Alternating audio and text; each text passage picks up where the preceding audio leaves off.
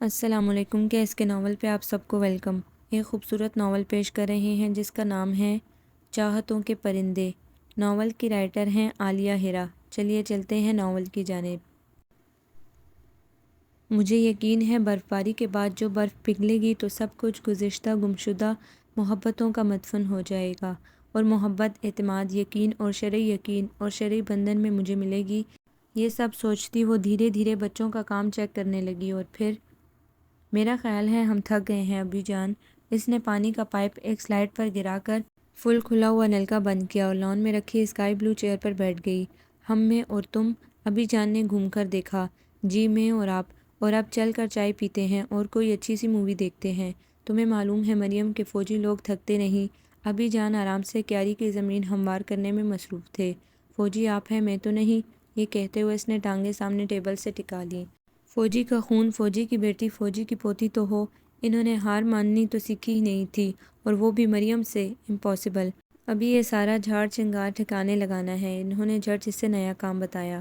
ایک ماچس کی تیلی دکھا دی، ابھی ٹھکانے لگ جائے گا۔ یوں اس نے چٹکی بجاتے ہوئے کہا، اور اس عمل پر انہوں نے ایک بار پھر اسے گھوم کر دیکھا تھا تاکہ محلے والوں کو پہلے ہفتے ہی شکایت ہو جائے ہم لوگوں سے کہ یہ دھواں سا کہاں سے اٹھتا ہے، ہم اس کی کھاد بنائیں گے ہم۔ اب وہ اچھل کر سیدھی ہوئی۔ کیسے؟ مگر میں بہت تھک چکی ہوں، اس نے رونی شکل بناتے ہوئے کہا۔ اوزون کی تہہ کو ہم جتنا بچا سکتے ہیں بچا لیں۔ دھواں بہت خطرناک ہے اس تہہ کے لیے۔ اس جھاڑ چنگار کو گڑھا کھود کر دبا دیں گے تو کھاد تیار ہو جائے گی جو کیاریوں میں کام آئے گی۔ مریم نے سر ہاتھوں میں تھام لیا۔ فوجی کچھ بھی ضائع نہیں ہونے دیتے، اس نے ان کی بات کاٹی۔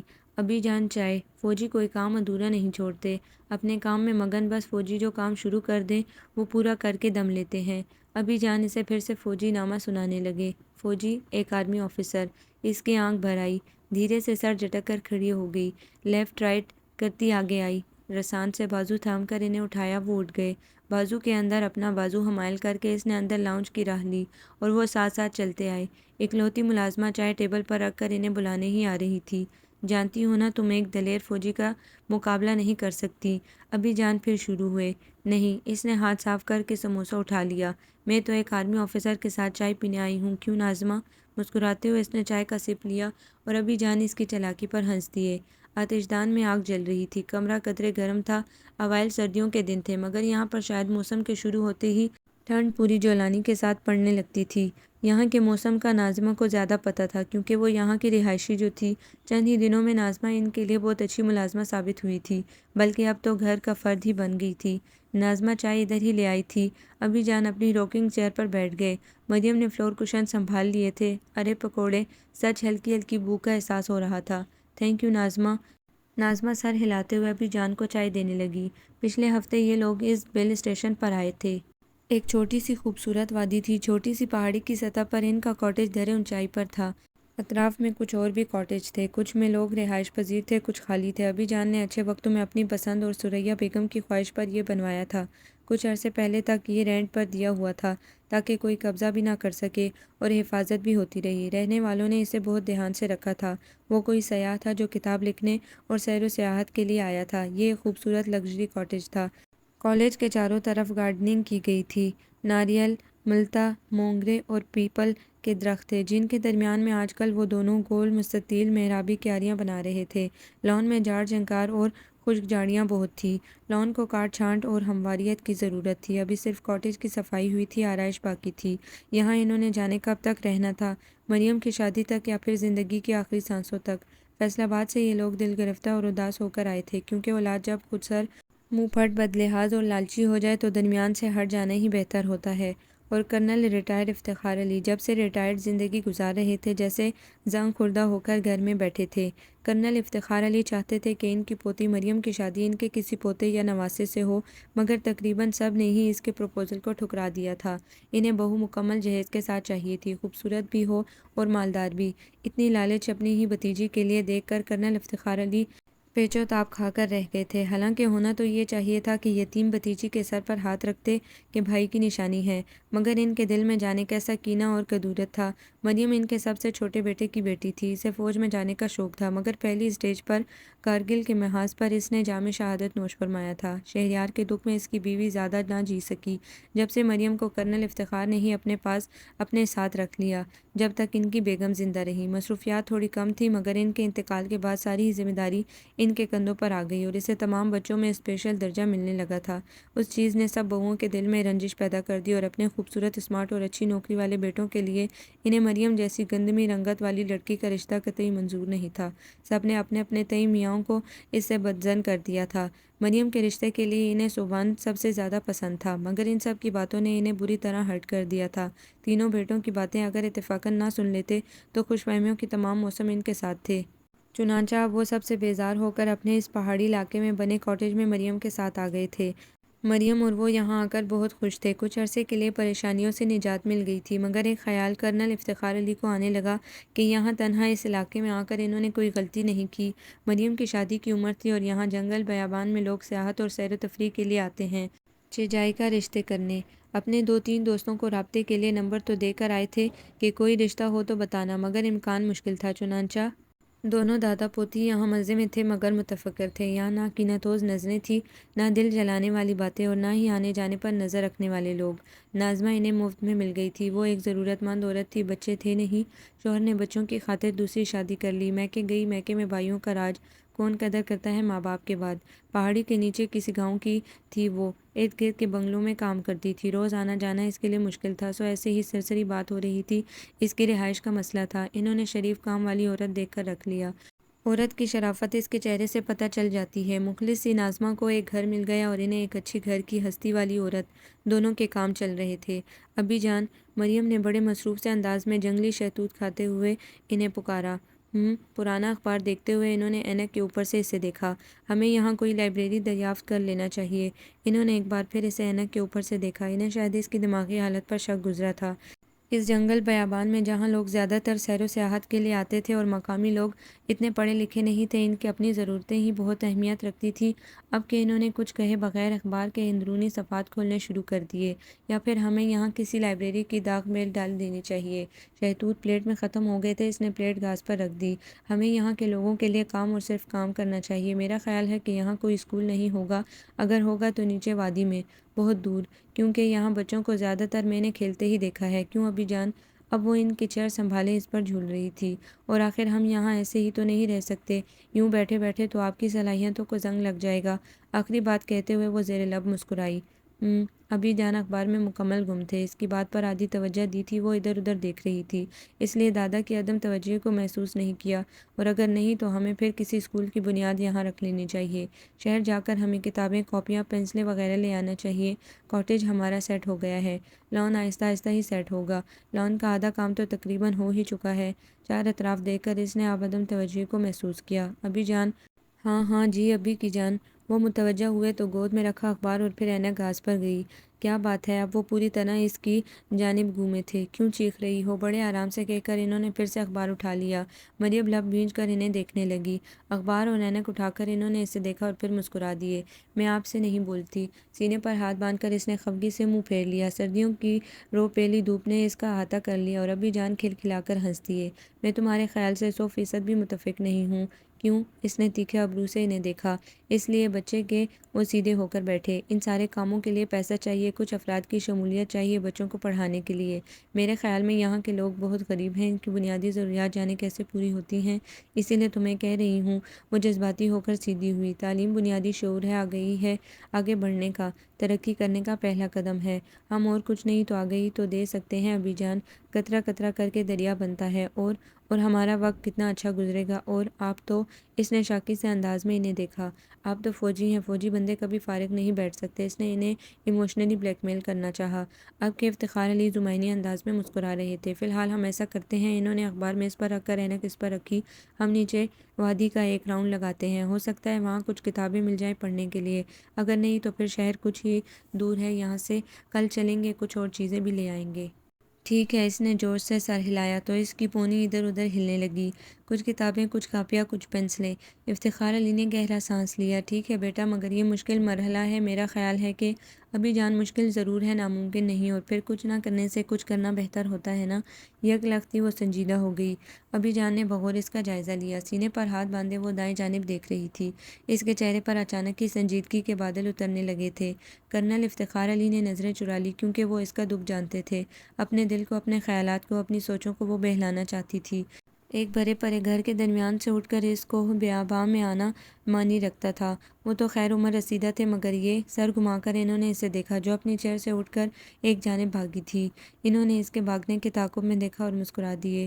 کچھ جنگلی خرگوش ادھر آ نکلے تھے، سفید اور چتکبرے۔ مریم انہیں پکڑنے کے لیے بھاگ رہی تھی۔ کیسی شوخ و چنچل تھی وہ، فکر و تفکر سے بے نیاز، اپنی تمام کزنز کے ساتھ کھیلتی اچھلتی، شرارتیں کرتی، اور سبحان کے ساتھ اس کی جوڑی کتنا جچتی تھی۔ افتخار علی کا دل اداس ہونے لگا۔ کاش ابرار تم باپ کی خواہش کہیں پاس رکھ لیتے، ایک بیٹے کو میرے نام، میری خواہش کے نام کر دیتے تو کیا جاتا تمہارا۔ نرم گرم دھوپ میں انہوں نے کرسی سے ٹیک لگا کر آنکھیں موند لیں۔ اپنوں کے دکھ نے خون میں حدت سی بھر دی۔ سبحان انہیں کتنا عزیز تھا، بالکل مریم کی طرح، مگر ابرار نے اس بات کا احساس ہی نہیں کیا۔ اب کیا ہوگا؟ مریم کی شادی کہاں کریں گے؟ غیروں میں کہاں ایماندار اور مخلص لوگ ڈھونڈیں گے؟ ایک بے چینی، ایک اضطراب سا ان کے وجود میں سرایت کرتا چلا گیا۔ مریم کھلکھلاتے ہوئے خرگوش کے پیچھے بھاگ رہی تھی۔ خرگوش کو راہ فرار نہیں مل رہی تھی۔ ان کی توجہ کا ارتکاز بکھر گیا، بس مریم کو دیکھے گئے۔ ابھی جان میں بھی آپ کے ساتھ نیچے والوں تک جاؤں گی۔ کیوں، تم جا کر کیا کرو گی؟ دراصل میں ارد گرد کا جائزہ لوں گی، پھل فروٹ کے درخت دیکھوں گی، اس علاقے کی سیر کروں گی، لوگوں سے ملوں گی، ان کی تعلیم اور تربیت کے حوالے سے، اور ابھی جان سگار صاف کرنے کے بعد اس کا جائزہ لینے لگے، اور ہو سکتا ہے میرا کام بن جائے۔ اس نے بات کاٹی تھی، گویا مکمل سوشل ورک کا پروگرام ہے۔ جی ابھی جان، وقت کو گزارنے کا اس سے اچھا اور کوئی ذریعہ نہیں۔ وہ سنجیدہ تھے۔ کل خرگوش پکڑ لیے تھے تم نے؟ مریم ان کی شکل دیکھنے لگی۔ نہیں، ناسمہ کہتی ہے ادھر ادھر سے بچوں کو کہہ کر خرگوش پکڑوا دے گی۔ اس کے گھر میں ایک پنجرہ ہے، وہ بھی لے آئے گی، اس میں رکھیں گے۔ اس کے پاس ایک مرغی بھی ہے جو انڈے دیتی ہے، اس کی ذاتی ہے، وہ بھی لے کر آئے گی۔ پھر ہم انڈوں سے بچے نکلوائیں گے اور آہستہ آہستہ اس کاٹیج کے لان کے آخری سرے پر ایک زو بنا لیں گے۔ اس نے آئندہ کا لایا عمل تیار کر رکھا تھا۔ ابھی جان اس کی بات سنتے ہوئے اب سگار سلگا رہے تھے۔ وہیں میں بیٹھ کر بچوں کو پڑھایا کروں گی۔ اس کا منظر نامہ تیار تھا۔ ٹھیک ہے نا؟ افتخار علی نے ہنکارا بھرا۔ پھر مجھے نیچے وادی میں اپنے ساتھ لے چلیں گے نا؟ پگلی یہ نہیں جانتی تھی کہ وہ اکیلے اسے ادھر چھوڑ کر جانے کا رسک نہیں لے سکتے تھے۔ مریم انہیں کتنی عزیز تھی، کوئی ان کے دل سے پوچھتا۔ پھر میں تیاری کر لوں؟ اس کے کہنے پر انہوں نے سر گھما کر اسے دیکھا۔ آج تو نہیں جا رہے، پھر کب چلیں گے؟ کل یا پرسوں، انہوں نے سنجیدگی سے جواب دیا اور کتاب اٹھا لی۔ مریم نے بغور ان کا جائزہ لیا۔ وہ کچھ سنجیدہ سے لگ رہے تھے۔ ابھی جان، وہ دھیرے سے اٹھی اور ان کے پیروں کے پاس بیٹھ گئی۔ طبیعت ٹھیک ہے آپ کی؟ کرنل صاحب نے کتاب کے اوپر سے اسے دیکھا۔ میری طبیعت کو کیا ہوا؟ مجھے لگ رہا ہے۔ ان کے گھٹنوں پر ہتھیلی رکھ کر اس نے چہرہ ٹکا لیا۔ کیا آپ یہاں آ کر اداس ہو گئے ہیں؟ کرنل صاحب چونک کر اسے دیکھنے لگے۔ کیا آپ کو گھر والے یاد آتے ہیں؟ ربیہ، مبشرہ، ایان، منوج شہر۔ وہ رک گئی۔ اس نے سبحان کا نام نہیں لیا تھا۔ واپس چلیں؟ تم اکتا گئی ہو؟ نہیں ابھی جان، میں آپ کی کمپنی میں بالکل نہیں اکتاتی، مگر آپ کی بزرگی، اور پھر یہاں گھر جیسا آرام بھی تو نہیں۔ وہ معصومیت سے کہتی چلی گئی۔ ہم چوک پر نہیں بیٹھے بچے، یہ بھی گھر ہے۔ تمہاری دادوں نے بہت وقت گزارا ہے یہاں، اور بے حس اولاد سے یہاں کی تنہائی اور تخلیہ بہتر ہے۔ یہ کہہ کر وہ کتاب کے اوراق پلٹنے لگے۔ چند ثانیے سوچنے کے بعد انہوں نے اٹھایا۔ مریم، ایک کپ کافی لے کر آؤ، ذرا اسٹرانگ ہو، اور سنو، اس سے پہلے سیب کاٹ کر لاؤ، شہتوت ہوں تو لے آؤ۔ جانتے تھے، بہت اچھی طرح جانتے تھے کہ وہ کیا کہے گی۔ ایک گہری نگاہ ان پر ڈالتے ہوئے مریم اٹھ گئی۔ اب کچھ بھی کہنا عبث تھا۔ دادا اور پوتی ایک دوسرے کی بات بن کہے جان لیتے تھے۔ یہ تو محبت، پیار اور اپنائیت کے اٹوٹ رشتے ہوتے ہیں۔ کاش، کاش، بس اس کاش پر آ کر کرنل افتخار علی کی زندگی ٹھہر جاتی تھی۔ ایک دکھ سا پورے وجود میں بکھر جاتا تھا۔ ان کے بچے ان کی خواہشیں جان لیتے، اور وہ سبحان کا بچہ۔ نالائق، کہاں گئی دادا کی محبت؟ کیا یہ رشتے ایسے ثانوی اور دکھاوے کے ہوتے ہیں، یا وہ بھی ماں باپ کی طرح لالچی ہو گیا ہے؟ وہ دھیرے دھیرے چیئر پر جھولتے، نگاہیں غیر مرئی نقطے پر مرتکز کیے سارے محبت آمیز منظروں کو سوچے جا رہے تھے، اور آنکھیں غیر محسوس طریقے سے بھیگ رہی تھیں۔ مجھے یہاں کے لوگوں سے بات چیت کرنا چاہیے، تعلقات بڑھانا چاہیے۔ ایک بند کمرے میں مریم کے لیے رشتے کیسے آئیں گے؟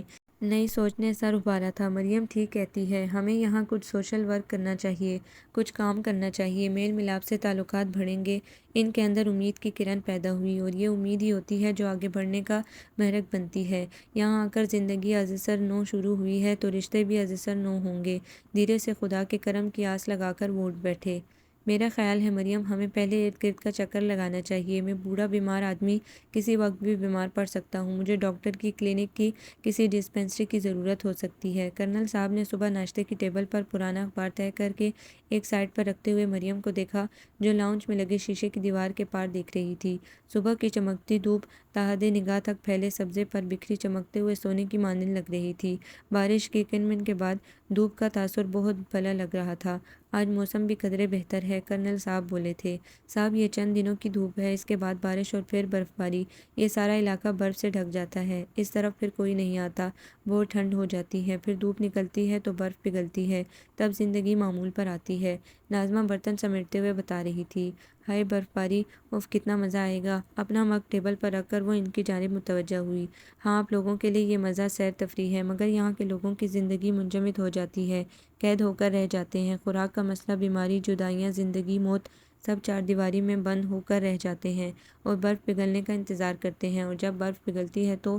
بولتے بولتے ناظمہ کا لہجہ ابدیدہ ہو گیا تھا۔ مریم ایکٹک اسے دیکھے جا رہی تھی۔ جتنا شہر ہے، یہاں تباہی اور درد بھی ہے۔ شہروں میں اور طرح کے مسئلے ہوتے ہیں، یہاں اور طرح کے مسائل ہیں، خوراک، رہائش، بیماری، پیسے کی کمی، بے روزگاری۔ پھر یہ لوگ شہروں کی جانب کیوں نہیں چلے جاتے؟ مریم حیرت سے بولی تھی۔ شہروں میں اتنی جگہ کہاں رہی؟ یہ لوگ نسلوں سے یہیں آباد ہیں، آگے ان کی منزل نہیں، مسائل ان کے حل نہیں ہو سکتے اور ذرائع ان کے پاس نہیں، آپس میں الجھتے، لڑتے جھگڑتے، بس یوں ہی۔ ناظمہ کی آنکھ بھیگی، اسے اپنا کوئی درد یاد آ گیا تھا۔ مریم نے ابی جان کی جانب دیکھا، وہ باہر چمکتی دھوپ دیکھتے ہوئے جانے کی سوچ میں گم تھے۔ پھر یہ یہاں کیا کھاتے ہیں؟ اس کی حیرت کم نہ ہوئی تھی۔ خوراک کی کمی کا مسئلہ ہے یہاں، درختوں کے پھل برف بن جاتے ہیں، کھیتوں کی سبزی برف باری کی نذر ہو جاتی ہے، پھر دال، چاول، دلیا اور خشک خوراک پر ان کا گزارا ہوتا ہے۔ مرغابیاں، بطخیں، کبوتر سب ٹھٹر کر مر جاتے ہیں دور، اور جب برف پگھلتی ہے تو زندگی ایک نیا سانس لیتی ہے۔ ایک نادیدہ دکھ اس کے لہجے میں ہلکورے لے رہا تھا۔ زندگی میں نئے دور آ جاتے ہیں، پورا علاقہ جھیل بن جاتا ہے، جگہ جگہ جمی ہوئی برف پگھلتی ہے اور پانی نیچے نشیب کی جانب بہنے لگتا ہے، سارے راستے بند ہو جاتے ہیں۔ لوگ تیز دھوپ کی دعائیں مانگتے ہیں تاکہ سیلن ختم ہو، پانی سوکھے اور مرد روزگار کے سلسلے میں باہر نکلے، بیماروں کو گرمائش ملے، ٹھنڈک اور سردی ختم ہو۔ مریم دم بخود سنتی جا رہی تھی۔ ابی جان بھی اس طرف متوجہ ہو گئے تھے، ایک کرب اس کے چہرے پر تھا۔ مریم کو اس کا درد اپنے دل میں محسوس ہوا۔ ناظمہ برتن سمیٹ کر چلی گئی۔ ابی جان، ہمیں ان کے بارے میں سوچنا چاہیے، ایک لائحہ عمل ترتیب دے کر ان کی مدد کرنا چاہیے، اور ہم نے کیا کرنا ہے؟ ہمارے پاس وقت ہی وقت ہے۔ اس نے دادا سے اپنا دکھ کہا۔ انہوں نے ہلکے سے ہنکارا بھرا۔ جو ہمارے اختیار میں ہے ہم وہ تو کر سکتے ہیں۔ ابی جان نے بغور اس کی جانب دیکھا۔ مریم نے نظریں چرائی، اور شاید ہمارا یہاں آنے کا مقصد ہی یہ ہے۔ سگار ہونٹ میں دبا کر کرنل افتخار احمد اس کے عقب میں نظر آتے منظر کو دیکھنے لگے۔ اس وقت چمکیلی دھوپ میں سبز گھاس پر سفید کبوتر، سرمئی کوئل اور سیاہ کوے آ کر بیٹھے دھوپ سینک رہے تھے۔ ان کے عقب میں پوکلیپٹ، سفیدے اور پائن کے درختوں پر ابابیلوں نے بسیرا کیا ہوا تھا۔ رات کو یہاں سے جتنا گور اندھیرا بھیانک لگتا تھا، اس وقت منظر اتنا ہی خوبصورت اور دلکش لگتا تھا۔ مریم نے ان کی نظروں کے تعاقب میں دیکھا اور مسکرا دی۔ میری بھی فریاد سن لے، میری بھی داد رسی کر دے۔ جا بچے، تیری سنی گئی ہے، جا تیاری کر، ہم باہر نکلتے ہیں، کرنل صاحب نے شاہانہ انداز میں کہا، اور مریم کورنیش بجا لائی۔ دونوں تیار ہو کر باہر نکلے۔ ارد گرد کا جائزہ لیتے یہ دونوں نشیب کی جانب چلنے لگے۔ آگے کو کچھ بچے سر پر چھاپڑیاں رکھے جا رہے تھے، گول بڑی بڑی چھاپڑیوں میں شہتوت، لوکاٹ، کالے مسالے والے چنے تھے، جسے لوگ نیچے اسٹاپ پر بیچنے جا رہے تھے۔ محنتی بہادر بچے ابھی سے روزگار کے سلسلے میں پریشان۔ مریم نے ترحم نگاہی سے انہیں آگے آگے جاتے دیکھا۔ کچھ چھاپڑیوں میں کچے امرود تھے۔ ایک بچے کو روک کر اس نے مسالے کے ساتھ امرود خریدے اور پھر امرود کو ترتے ہوئے آگے بڑھنے لگی۔ ابی جان، اسی وقت دن کے 11 بج رہے ہیں، اس نے دادا سے کہا۔ نہیں، پونے 12۔ سر پر ٹوپی ٹھیک کرتے ہوئے کرنل صاحب نے کہا۔ جی، پونے 12۔ سر گھما کر اس نے انہیں دیکھا۔ سر پر ٹوپی، بلیک ٹراؤزر، سرخ شرٹ میں اسٹک پکڑے، دوسرے ہاتھ میں سگار لیے ادھر ادھر دیکھتے، اسٹک جما جما کر چلتے دراز قد ابی جان پر اسے بے ساختہ پیار آ گیا۔ اس نے مسکرا کر منہ پھیر لیا۔ یہاں کے لوگ الگ صبح اٹھنے کے عادی ہیں۔ صبح اٹھ کر کیا کرتے ہوں گے یہ؟ ادھر ادھر کھیل تماشے، وقت کا ضیاع ہے۔ ان لوگوں کو تعلیم اور تربیت دینی چاہیے۔ کرنل افتخار نے ترچھی نگاہوں سے اسے دیکھا۔ یہ جو بیچنے کا سامان، پھل وغیرہ لے کر جا رہے ہیں، اس وقت یہ لوگ یہ سب جمع کرتے ہیں۔ سگار منہ سے نکال کر انہوں نے انگلی سے ان کی جانب اشارہ کیا۔ اگر یہ لوگ 8 بجے میرے پاس آ جاتے ہیں تو میرے خیال میں 10 بجے میں ان کو فارغ کر دوں۔ واپسی پر یہ لوگ فروٹ توڑتے جمع کرتے ہوئے چلے جائیں اور 11:15 کے بجائے 12 ساڑھے 12 بجے جا سکتے ہیں اپنی مزدوری کے لیے۔ مریم نے فخریہ نگاہوں سے سر گھما کر انہیں دیکھا۔ ذہین دادا کی ذہین پوتی۔ کرنل صاحب ہنس دیے۔ سوال یہ ہے، ایک موڑ موڑتے ہوئے انہوں نے کہا، تم 8 بجے اٹھ جاؤ گی؟ اوہ، مریم نے سر کھجایا، یہ ایک نیک مقصد ہے اور مجھے یقین ہے کہ مجھے اٹھ جانا چاہیے، اور پھر آپ ہیں نا؟ وہ شرارت سے ہنسی تھی۔ کیا مطلب؟ وہ ٹھٹک کر رکے۔ میرا مطلب ہے کہ مجھے اٹھانے کے لیے۔ اس نے جملہ مکمل کیا۔ قدم آگے بڑھاتے ہوئے انہوں نے کہا، میں سب کچھ کر دوں گا مگر مجھ سے بچوں کو پڑھانے کی امید مت رکھنا۔ کرنل صاحب نے ارد گرد کا جائزہ لیتے ہوئے اسے وارن کیا۔ پھر آپ نے اپنے 6 بچوں کو کیسے پڑھا لیا؟ اس نے اپنی بات سے خود ہی حرز اٹھایا۔ جواب میں انہوں نے اس سے گھورا، وہ میرا نہیں تمہاری دادی کا مسئلہ تھا۔ اور پھر وہ ارد گرد کا جائزہ لینے لگے۔ مٹی کے کچے پکے مکانات ہاتھ سے بنے ہوئے تھے، کوئی پلستر نہیں کیا گیا تھا اور کوئی مکان پکا نہیں تھا۔ کچھ کپریل کی ترچھی چھتوں والے مکان تھے جن پر ٹاٹ کے پردے جھول رہے تھے۔ 2 نوعمر لڑکیاں ہنستی ہوئی ان کے قریب سے انہیں دیکھتی ہوئی گزر گئیں۔ ان کے سر پر ارد گرد جنگل سے چنی ہوئی سوکھی لکڑیوں کا ڈھیر تھا۔ اے سنو، مریم نے آواز دی۔ انہوں نے گھوم کر دیکھا تو اس نے اشارے سے انہیں بلایا۔ یہاں کوئی ڈاکٹر ہے؟ کلینک یا ہسپتال؟ نہیں۔ دونوں نے ایک دوسرے کو دیکھ کر انکار میں سر ہلایا۔ کوئی اسکول؟ اب کے دونوں لڑکیاں ایک دوسرے کا منہ دیکھنے لگیں۔ نہیں۔ پھر سے انکار میں سر ہلایا گیا۔ تمہارا نام کیا ہے؟ اس نے محبت سے پوچھا۔ میرا نام زیتون ہے اور اس کا نگار۔ گلابی کپڑوں والی لڑکی شرماتے ہوئے بولی۔ میرا نام مریم ہے۔ یہ جو اوپر پیچھے سفیدے کا درخت نظر آ رہا ہے نا، یہاں ہمارا کاٹیج ہے، تم آنا ادھر۔ مریم نے انہیں گھر کا راستہ بتایا۔ پڑھو گی؟ اس نے نگار کی جانب دیکھا۔ آپ پڑھاؤ گی ہمیں؟ زیتون کی آنکھوں میں چمک ابھری۔ ہاں، تم آنا، کتابیں بھی دوں گی اور کاپیاں بھی اور پینسلیں بھی ہیں میرے پاس، رنگ برنگی پینسلیں بھی ہیں۔ نگار کی آنکھوں میں شوق تھا۔ ہاں، وہ بھی ہیں، تم آنا۔ اسے بڑا شوق ہے کاغذ پر چیزیں بنا کر رنگ بھرنے کا، مگر کہتے کہتے اس نے دل محسوس کے اسے دیکھا۔ تم آنا اور کوئی بھی پڑھنا چاہے تو اسے بھی لے آنا۔ مریم نے اس کے شانے پر ہاتھ رکھا۔ ابھی جان آگے نکل گئے تھے، ٹھیک؟ یہ کہہ کر وہ آگے بھاگی۔ ٹھیک ہے، نگار نے سر ہلایا۔ اس کا گٹر نیچے گر گیا تھا۔ دونوں لڑکیاں پھر سے ایک دوسرے کو دیکھ کر ہنسنے لگیں۔ انہوں نے جہاں تک ہمت تھی وادی کا چکر لگا لیا۔ یہاں پر غربت، بھوک، مفلوک الحالی کی بہتات تھی، اور ایک بات کا اور ان پر انکشاف ہوا کہ یہاں کے لوگ اپنی مدد آپ کے تحت زندگی گزارتے ہیں۔ ان کے آباء و اجداد نے اتنا نہیں چھوڑا تھا کہ ان پر انحصار کیا جائے۔ غریبی نسل در نسل چلتی آ رہی تھی اور گڑھا کھودنے اور روز پانی بھرنے والی مثال تھی۔ صبح کماتے رات کو خرچ کر دیتے تھے اور رات کو لائی ہوئی اجرت صبح ختم۔ ابی جان، یہاں بغیر ہسپتال کے، بنا کسی ڈاکٹر کے یہ لوگ کس طرح سے زندگی گزارتے ہیں؟ یہ لوگ بیمار بھی ہوتے ہیں، ٹھنڈ بھی لگتی ہے، آج کل سردی کتنی ہو رہی ہے۔ مریم کو دیکھتے ہوئے ناظمہ مسکرا دی۔ کرنل صاحب نے کھچڑی کھاتے ہوئے ترچھی نگاہ اس پر ڈالی۔ پیری فقیری، حکم جڑی بوٹیاں، جو شاندے ان کی صحت کا راز ہے بیٹا، انہوں نے منہ میں نوالا بھرتے ہوئے کہا۔ مریم ان کی شکل دیکھنے لگی۔ یہاں پر حکیم، جراح، ڈاکٹر کے فرائض سر انجام دیتے ہیں، انہوں نے گہرا سانس لیتے ہوئے کہا تھا۔ خدا ہر شخص کو اس کی حیثیت کے مطابق سہولیات فراہم کر دیتا ہے۔ ان کی بات سن کر وہ اپنی پلیٹ پر جھک گئی۔ کل بازار چلیں گے، کچھ چیزیں لینی ہیں، اخبار رسالے بھی لیں گے۔ کرنل صاحب نے پانی کا گلاس ہونٹوں سے لگا لیا۔ ابھی جان، شکر ہے کہ میں اپنا کمپیوٹر ساتھ لے آئی تھی، مجھے اخبارات وغیرہ کی کمی اتنی محسوس نہیں ہوئی۔ اس نے شکر کا سانس لیا تھا اس کامیابی پر۔ اور شکر ہے کہ میں اپنا چھوٹا ٹی وی سیٹ ساتھ لے آیا تھا، مگر اخبارات، رسائل، میگزین وغیرہ کی اہمیت اپنی جگہ مستحکم ہے، مطالعے کی اہمیت سے انکار نہیں ہے۔ مریم کچھ خجل سی ہو گئی۔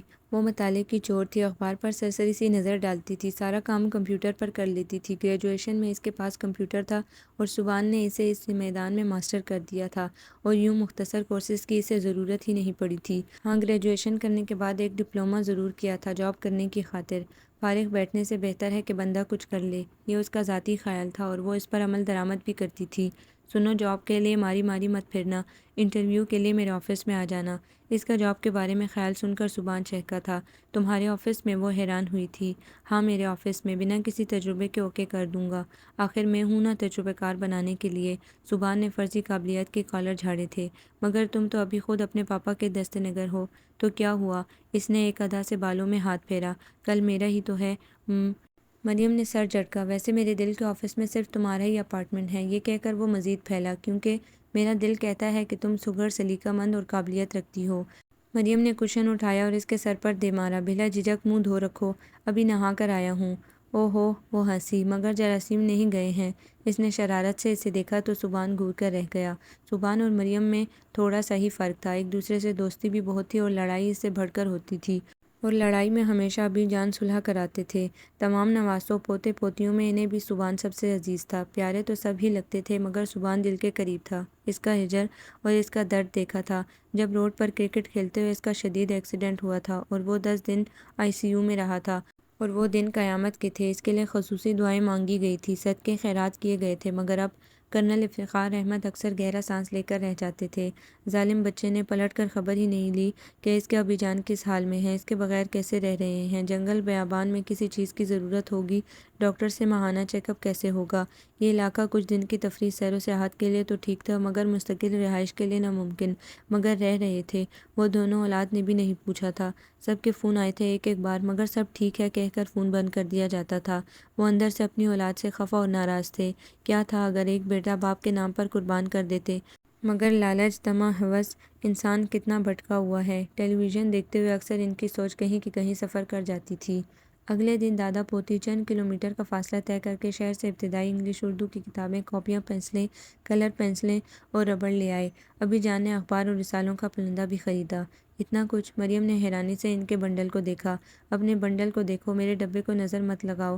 پھر ابی جان، میں یہ 2 بھاری بھاری بنڈل اٹھا کر کیسے لے کر جاؤں گی؟ پہلے بھی میں آپ کے ردی رسالے لے کر آئی تھی اتنی چڑھائی سے، اس نے اپنے شانے دباتے ہوئے کہا۔ پھر کیا خیال ہے؟ انہوں نے تجاہل عارفانہ پوتی کو دیکھا۔ اس بنڈل کی پیمنٹ کر دوں؟ انہوں نے اس کے پیکٹ کی جانب اشارہ کیا۔ کرے نا، میرا بینک اکاؤنٹ تو آپ ہیں، وہ ملتجی ہوئی۔ اٹھا لو گی؟ اسے بلیک میل کیا گیا، اور کون اٹھائے گا میرا بوجھ؟ اپنا بوجھ انسان کو خود ہی اٹھانا ہوتا ہے۔ ایک رسالے پر نگاہ پڑی تو وہ اسے اٹھا کر دیکھنے لگی۔ تو میرا بھی اٹھا لو گی نا؟ انہوں نے سنجیدگی سے کہا۔ کیا مطلب؟ وہ بونجتی رہ گئی۔ جی، یہ دونوں بنڈل آپ نے اٹھانے ہیں، اگر نہیں اٹھا سکتی ہو تو اپنا بنڈل کھلوا دو، کرنل صاحب نے شفاف اردو میں کہا اور منہ پھیر لیا۔ ابھی جان، وہ بڑک ہی تو اٹھی تھی، ابھی کھانے پینے کی اشیاء بھی لینا ہے۔ انہوں نے جیسے اسے ڈرایا۔ اس کی آنکھیں کھل گئی۔ تمہیں تو معلوم ہے میں بوڑھا ہو گیا ہوں، کہاں وزن اٹھا سکتا ہوں؟ مریم نے آنکھیں پھاڑ کر انہیں دیکھا۔ جو کل تک کہتے تھے فوجی نہ تھکتے ہیں نہ بوڑھے ہوتے ہیں، ان کے دل جوان ہوتے ہیں۔ کرنل افتخار کے چہرے پر دبی دبی مسکراہٹ تھی۔ وہ اسے چھیڑ رہے تھے اور دکاندار ہنس رہا تھا۔ میں صنف نازک ہوں، اتنا سامان میرے اوپر بوجھ ہوگا اور یہ ظلم ہے، اس نے دہائی دی۔ اور جو خود کو فوجی کی بیٹی اور فوجی کی پوتی کہتی ہو، انہوں نے گھورا۔ تو اس میں کیا شک ہے؟ وہ کندھے اچکا کر کوٹ کی جیب میں ہاتھ ڈالے انہیں چڑھانے لگی۔ وہ تو میں ہوں، کرنل افتخار ہنس دیے۔ مریم کھلکھلا دی اور پھر انہوں نے بازار سے واپسی پر فٹ پاتھ سے چنے کی چاٹ کھائی، آئس کریم خریدی، سامان دکان میں ہی رکھوا کر پورے بازار کا ایک چکر لگایا، چند اور ضرورت کی چیزیں خریدی، اور پھر بھٹا کھاتے ہوئے وہ کرنل صاحب کا دماغ بھی کھاتی رہی۔ ناظمہ بچوں کو لاؤ نہ پڑھانے کے لیے؟ اگلے 2 دن تک انتظار کرنے کے بعد آخر اس نے ناظمہ سے کہا۔ ہاں، میں کل نیچے وادی میں جاؤں گی تو بچوں کو بتاؤں گی، جن کو شوق ہوا وہ آ جائیں گے۔ مریم، مریم! باہر لان سے کرنل افتخار پکار رہے تھے۔ جی ابی جان۔ کچن کی بڑی سی کھڑکی سے اس نے باہر کی جانب دیکھا، جہاں سے داخلی گیٹ بھی نظر آ رہا تھا۔ 2 بچے ہاتھ میں خرگوش پکڑے کھڑے تھے۔ نیپکن سے ہاتھ صاف کرتی وہ باہر بھاگی۔ تمہارے خرگوش آ گئے ہیں؟ ناظمہ بھی ان کے پیچھے کھڑی ہو گئی تھی۔ دونوں لڑکوں کے ہاتھ میں 4 چھوٹے چھوٹے خرگوش تھے، سفید رنگ کے، 2 کی آنکھیں سرخ اور 2 کی کالی سیاہ تھیں۔ ایک کو پکڑ کر اس نے گود میں بھر لیا۔ یہ سلیم ہے اور یہ شفیق، میرے بھائی کے بچے، میں نے انہیں کہا تھا خرگوش لانے کے لیے۔ بچے ہیں یہ، بچے جلدی مانوس ہو جاتے ہیں۔ وہ جنگلی خرگوش تھے اور جنگل میں ہی خوش رہتے، انہیں گھر کا ماحول ملے گا تو یہ مانوس ہو جائیں گے، کہیں جائیں گے نہیں۔ ناظمہ شوق سے بتا رہی تھی۔ جا شفیق، اس کونے میں ادھر دیوار کے ساتھ اس کا پنجرہ رکھ دے اور پانی کا انتظام بھی کر دے۔ ناظمہ نے بھتیجے کو کام بتایا۔ اچھا پھوپھی۔ دونوں بائیں جانب چلے گئے۔ مریم 2 خرگوشوں کو گود میں رکھے انہیں پیار کر رہی تھی۔ ابی جان نے اس پر نظر ڈالی اور پھر دوبارہ سے پودوں کی کانٹ جھانٹ شروع کر دی۔ ان کا یہ چھوٹا سا لان سنور گیا تھا۔ پھولوں کی کیاریوں میں جو بیج ڈالے تھے ان سے کونپلیں پھوٹ پڑی تھیں۔ بوگن ویلیا اور پائن کی بیلیں اب دیواروں پر رسی کے سہارے چڑھ رہی تھیں۔ اس میں مریم اور کرنل افتخار علی دونوں کا حصہ تھا۔ دن کا بیشتر حصہ وہ دھوپ سینکنے کے بہانے ادھر ہی گزارتے تھے۔ 1 پن 2 کاج ہو جاتے تھے۔ مریم نے پوکلیپس، پائن اور کھجور کے درخت کے نیچے گھاس اگانے پر زیادہ توجہ دی تھی۔ دائیں جانب کی دیوار کو بلیک کلر سے پینٹ کر دیا گیا تھا۔ یہ مقام اس اسکول کی جگہ تھی جہاں بچوں نے آ کر پڑھنا تھا۔ بلیک بورڈ کے بائیں جانب دن کا راجا اور رات کی رانی کی باریں تھیں۔ مسحور کن خوشبو فضا میں مہکتی رہتی تو رات کو ہوا کے دوش میں اڑتی لہراتی رقص کرتی دریچوں اور دروازوں سے اندر آ جاتی تھی۔ ناظمہ ان بچوں سے پوچھو کہ پڑھیں گے؟ مریم نے تیز تیز کام کرتے شفیق اور سلیم کی جانب اشارہ کیا۔ ان کا ابا بیمار رہتا ہے، دونوں چاپڑی لگاتے ہیں تو کچھ دال دلیا ہو جاتا ہے، مگر ناظمہ جب تک یہ پڑھیں گے نہیں تو ترقی کیسے کریں گے؟ کیا یہ ساری عمر چھاپڑی لگاتے رہیں گے یا بہت ہوا تو چھاپڑی سے ریڑھی تک ترقی کر لیں گے؟ اس سے کوئی بہتری تو نہیں آئے گی نا؟ اس نے فلسفہ جاڑا۔ کوئی دوسرا کمانے والا ہو تو کچھ کرے نا؟ ناظمہ نے مجبوری بتائی۔ ان کو زیادہ تعلیم کی ضرورت ہے، ان کا باپ بیمار ہے تو آگے چل کر گھر کے کمانے والے بھی یہی ہوں گے۔ کیا کرتا ہے تمہارا بھائی؟ اس نے ناظمہ سے پوچھا۔ پھل فروٹ کا ٹھیلا لگاتا ہے۔ ناظمہ نے سر جھکا لیا۔ وہ ٹھیلا ان بچوں کو منتقل کر دے گا۔ مریم کو غصہ ہی تو آ گیا تھا۔ کیا کریں جی، یہاں کے موسم حالات، مہنگائی اور بیماری، پھر زیادہ بچے، بس پھر یہی ہوتا ہے یہاں۔ مریم تعصب اور ملال سے اسے دیکھتی رہ گئی۔ کل تم گھر جانا اور اپنے بھائی کو سمجھانا، یہ لڑکے سمجھدار ہیں، کچھ پڑھ لیں گے، زیادہ نہیں، بس اردو لکھنا اور پڑھنا آ جائے، حساب کتاب سمجھ لیں تو زیادہ اچھا کام کر سکتے ہیں، کسی دکان میں کھڑے ہو سکتے ہیں، منڈی میں بھاؤ تاؤ کر سکتے ہیں، لکھنے پڑھنے کا کوئی بھی اچھا کام کر کے زیادہ اچھا کما سکتے ہیں۔ ناظمہ ہونک سے ان کی شکل دیکھنے لگی اور ابھی جان نے ہاتھ روک کر اپنی ذہین پوتی کو سراہنے والے انداز میں دیکھا۔ بات کرنا تم، بلکہ ایسا کرو کہ تم انہی کے ساتھ چلی جاؤ، کل آ جانا اور انہیں بھی ساتھ لے کر آنا، صبح 2 گھنٹے پڑھ لیں، بس کافی ہوں گے۔ مریم نے آئندہ کا لایا عمل طے کر کے ٹائم ٹیبل بھی ترتیب دے لیا۔ اور بچے کون سا صبح صبح کام پر چلے جاتے ہیں، لے کر آنا، انہیں کتابیں کاپیاں میں دوں گی، بس یہ آ جائیں۔ اس نے پھر اصرار کیا اور ناظمہ سر ہلاتی اٹھ کر اندر کی جانب بڑھ گئی۔ ایک خرگوش پھدک کر اس کی گود سے نکلا اور بھاگتا ہوا شفیق کی جانب چلا گیا۔ اسے جاتے دیکھ کر دوسرا بھی مچلنے لگا۔ مریم نے اس کے بالوں میں ہاتھ پھیر کر اسے چھوڑ دیا اور وہ دوڑتا ہوا اپنے ساتھی کے پاس پہنچا۔ چاروں پنجرے میں بند ہو گئے۔ یہ بھاگیں گے تو نہیں؟ اس نے شفیق سے پوچھا۔ نہیں، یہ اپنے پنجرے سے مانوس ہیں، ادھر ادھر کھیلیں گے، پھر اندھیرا ہوتے ہی ادھر آ جائیں گے۔ آپ انہیں دانہ پانی، ان کی پسند کی خوراک دے کر ان سے دوستی کر لینا، پھر یہ کہیں نہیں جائیں گے، شفیق نے بتایا۔ دونوں بچوں کے حلیے میلے کچیلے ہو رہے تھے، بال بڑے ہوئے تھے، غربت چہرے سے ٹپک رہی تھی، آنکھیں اندر کو دھنسی ہوئی۔ افلاس جن کے گھر کا رستہ دیکھ لے وہاں سے غربت جاتی ہی نہیں۔ مریم کو بہت ملال ہوا۔ پڑھو گے؟ اس نے شفیق کے شانے پر ہاتھ رکھا۔ وہ 12-14 سال کا بچہ اس کی جانب دیکھ کر بھائی کی طرف دیکھنے لگا۔ ابا سے پوچھ کر بتاؤں گا، بچے نے معصومیت سے جواب دیا۔ ابا سے کیوں؟ اس نے سینے پر ہاتھ باندھ کر انہیں دیکھا۔ مٹیالے سے رنگ کے کپڑے، قدرے اونچی کی ہوئی شلوار، میلے کچیلے پیروں میں کالے رنگ کی چپل۔ پڑھنا تمہیں ہے، شوق تمہیں ہے، پڑھائی تمہارے کام آئے گی۔ اس نے بچوں کو جذباتی طور پر ایموشنل کیا۔ تمہیں شوق ہے پڑھنے کا؟ ہے جی، کیوں نہیں؟ بچپن میں مجھے جہاز چلانے کا اور اسے ڈاکٹر بننے کا شوق تھا، مگر اس کا لہجہ افسردہ ہو گیا۔ پتہ نہیں غریبوں کو یہ بات سمجھ کیوں نہیں آتی کہ جب وسائل نہیں تو اتنے بچے پیدا کیوں کرتے ہیں، وقت سے پہلے اپنے بچوں کو بڑا کیوں کر دیتے ہیں؟ نہ وہ اپنا بچپن بچوں کی طرح گزار پاتے ہیں اور نہ جوانی جوانوں کی طرح۔ ایک دم سے تفکر اور فکر و فردہ کے بادل لے کر بڑھاپے میں گھس جاتے ہیں۔ وہ سوچنے لگی تھی، کیونکہ شفیق کا باپ کمزور، ناتواں، بیمار تھا، اب اس کی جگہ بچے کمانے جا رہے تھے۔ اب تم پڑھ سکتے ہو۔ اس نے ان کے چہروں پر لکھا تذبذب پڑھ لیا۔ میں تمہارے ابا سے بات کروں گی، تمہاری پھپھو کو اس لیے ابھی تمہارے ساتھ بھجوا رہی ہوں، اس نے مسکراتے ہوئے انہیں آگاہ کیا۔ سچ؟ شفیق کی آنکھیں چمکنے لگی۔ مجھ؟ مریم نے اس کی ناک دبائی۔ پڑھائی کا شوق ان کی آنکھوں سے ہویدا تھا اور مجبوریوں کے بندھن پیروں سے لپٹے نظر آ رہے تھے۔ ناظمہ ان کے ساتھ چلی گئی۔ موسم آج کل بہت سرد ہو رہا تھا، پہاڑی علاقہ تھا، اس لیے سردی زیادہ ہی محسوس ہوتی تھی۔ ابی جان راکنگ چیئر پر آتش دان کے قریب بیٹھے تھے، ہاتھ میں موٹی سی کتاب تھی، شاید مستنصر حسین تارڑ کا کوئی سفر نامہ تھا۔ وہ خود بھی کمپیوٹر آن کر کے بیٹھ گئی۔ فضا میں گہری خاموشی تھی، پہاڑی کوے بھی بہاروں کی سیاحت کے بعد پیپل کے پیڑ پر موہے استراحت تھے، تاہم باہر کی دنیا میں مینڈک کی ٹٹراہٹ اور جھینگروں کی موسیقی تھی۔ خاموش ساکت دنیا میں ایک مخصوص سا ردم تھا جو باہر نکل کر سنا جاتا تو اچھا خاصا خوفناک تھا۔ ناظمہ ایک دن بعد آئی اور اپنے ساتھ بہت سارا سامان، طعام اور مہمان لائی، جنہوں نے اب ادھر کا رہائشی بننا تھا۔ طعام میں سرسوں کا ساگ، مکئی کی روٹی، میٹھی گندم اور تل کے لڈو، میوے والا گڑ اور شکر تھی، جسے پا کر ابی جان کی تو عید ہی ہو گئی تھی۔ ساتھ میں وہ چھوٹے چھوٹے مرغی کے بچے اور کبوتر لائی تھی۔ مریم اچھل ہی تو پڑی۔ سرخ، سبز، براؤن، پیلے چوزے چوں چوں کرتے ادھر ادھر بھاگنے لگے تھے۔ کل ہی انڈوں سے نکلے تھے، آدھے میں لے آئی، آدھے ادھر ہی ہیں، اور ابا گاؤں سے آیا ہوا تھا، اس لیے ساگ اور مکئی کا کھانا لے کر آئی ہوں۔ ناظمہ بھائی سے بات کی؟ مریم نے کل والی بات کی طرف اشارہ کیا۔ ہاں، میں نے بھائی سے بات ہی نہیں کی بلکہ انہیں سمجھایا بھی۔ بات ان کی سمجھ میں آ گئی ہے، بچے پڑھیں بھی کمائیں بھی، بھائی کو اور کیا چاہیے؟ ناظمہ نے خوشخبری دی۔ پھر 2-4 گھنٹے کی تو بات ہے، اسکول میں 3 بجے چھٹی ہوتی ہے، اسکول نیچے اتر کر 2 اسٹاپ کے بعد جو گاؤں آتا ہے ادھر ہے، گھر آتے آتے 4 بج جاتے ہیں، سارا دن غرق، اس لیے بھائی اسکول داخل نہیں کرواتا۔ ناظمہ نے تفصیل بتائی۔ میں ان چیزوں کو لے کر آئی ہوں مریم بی بی، مگر سردی بہت ہے اور آنے والے دن برف باری کے ہیں اور انہیں گرمائش کی ضرورت ہے۔ تم ان کا پنجرہ لائی ہو نا؟ سرخ رنگ کا پھولا پھولا چوزا اس نے ہتھیلی پر لے لیا۔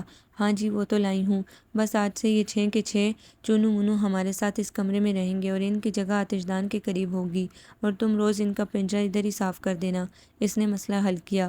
ابھی جان اس کا شوق اور دلچسپی انتہائی غور سے دیکھ رہے تھے۔ مریم نے اپنے لیے یہ مصروفیت ڈھونڈ لی تھی۔ بچے صبح پڑھنے آ جاتے، وہ جاتے تو ان جانوروں کی مصروفیت تھی اور وہ بہت خوش تھی، مگر وہ اس خوشی کے ساتھ ہمیشہ تو نہیں رہ سکتی تھی۔ ایک اضطراب سا ان کے وجود میں سرایت کر گیا۔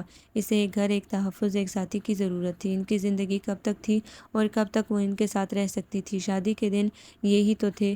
انہوں نے ایک ماں کی نظر سے چمکتے چہرے والی مریم کو دیکھا۔ دن ڈھلتے کون سی دیر لگتی ہے، شام ہی تو ہے، کیا کریں؟ دھیرے سے اٹھ کر وہ دوسرے کمرے میں چلے گئے۔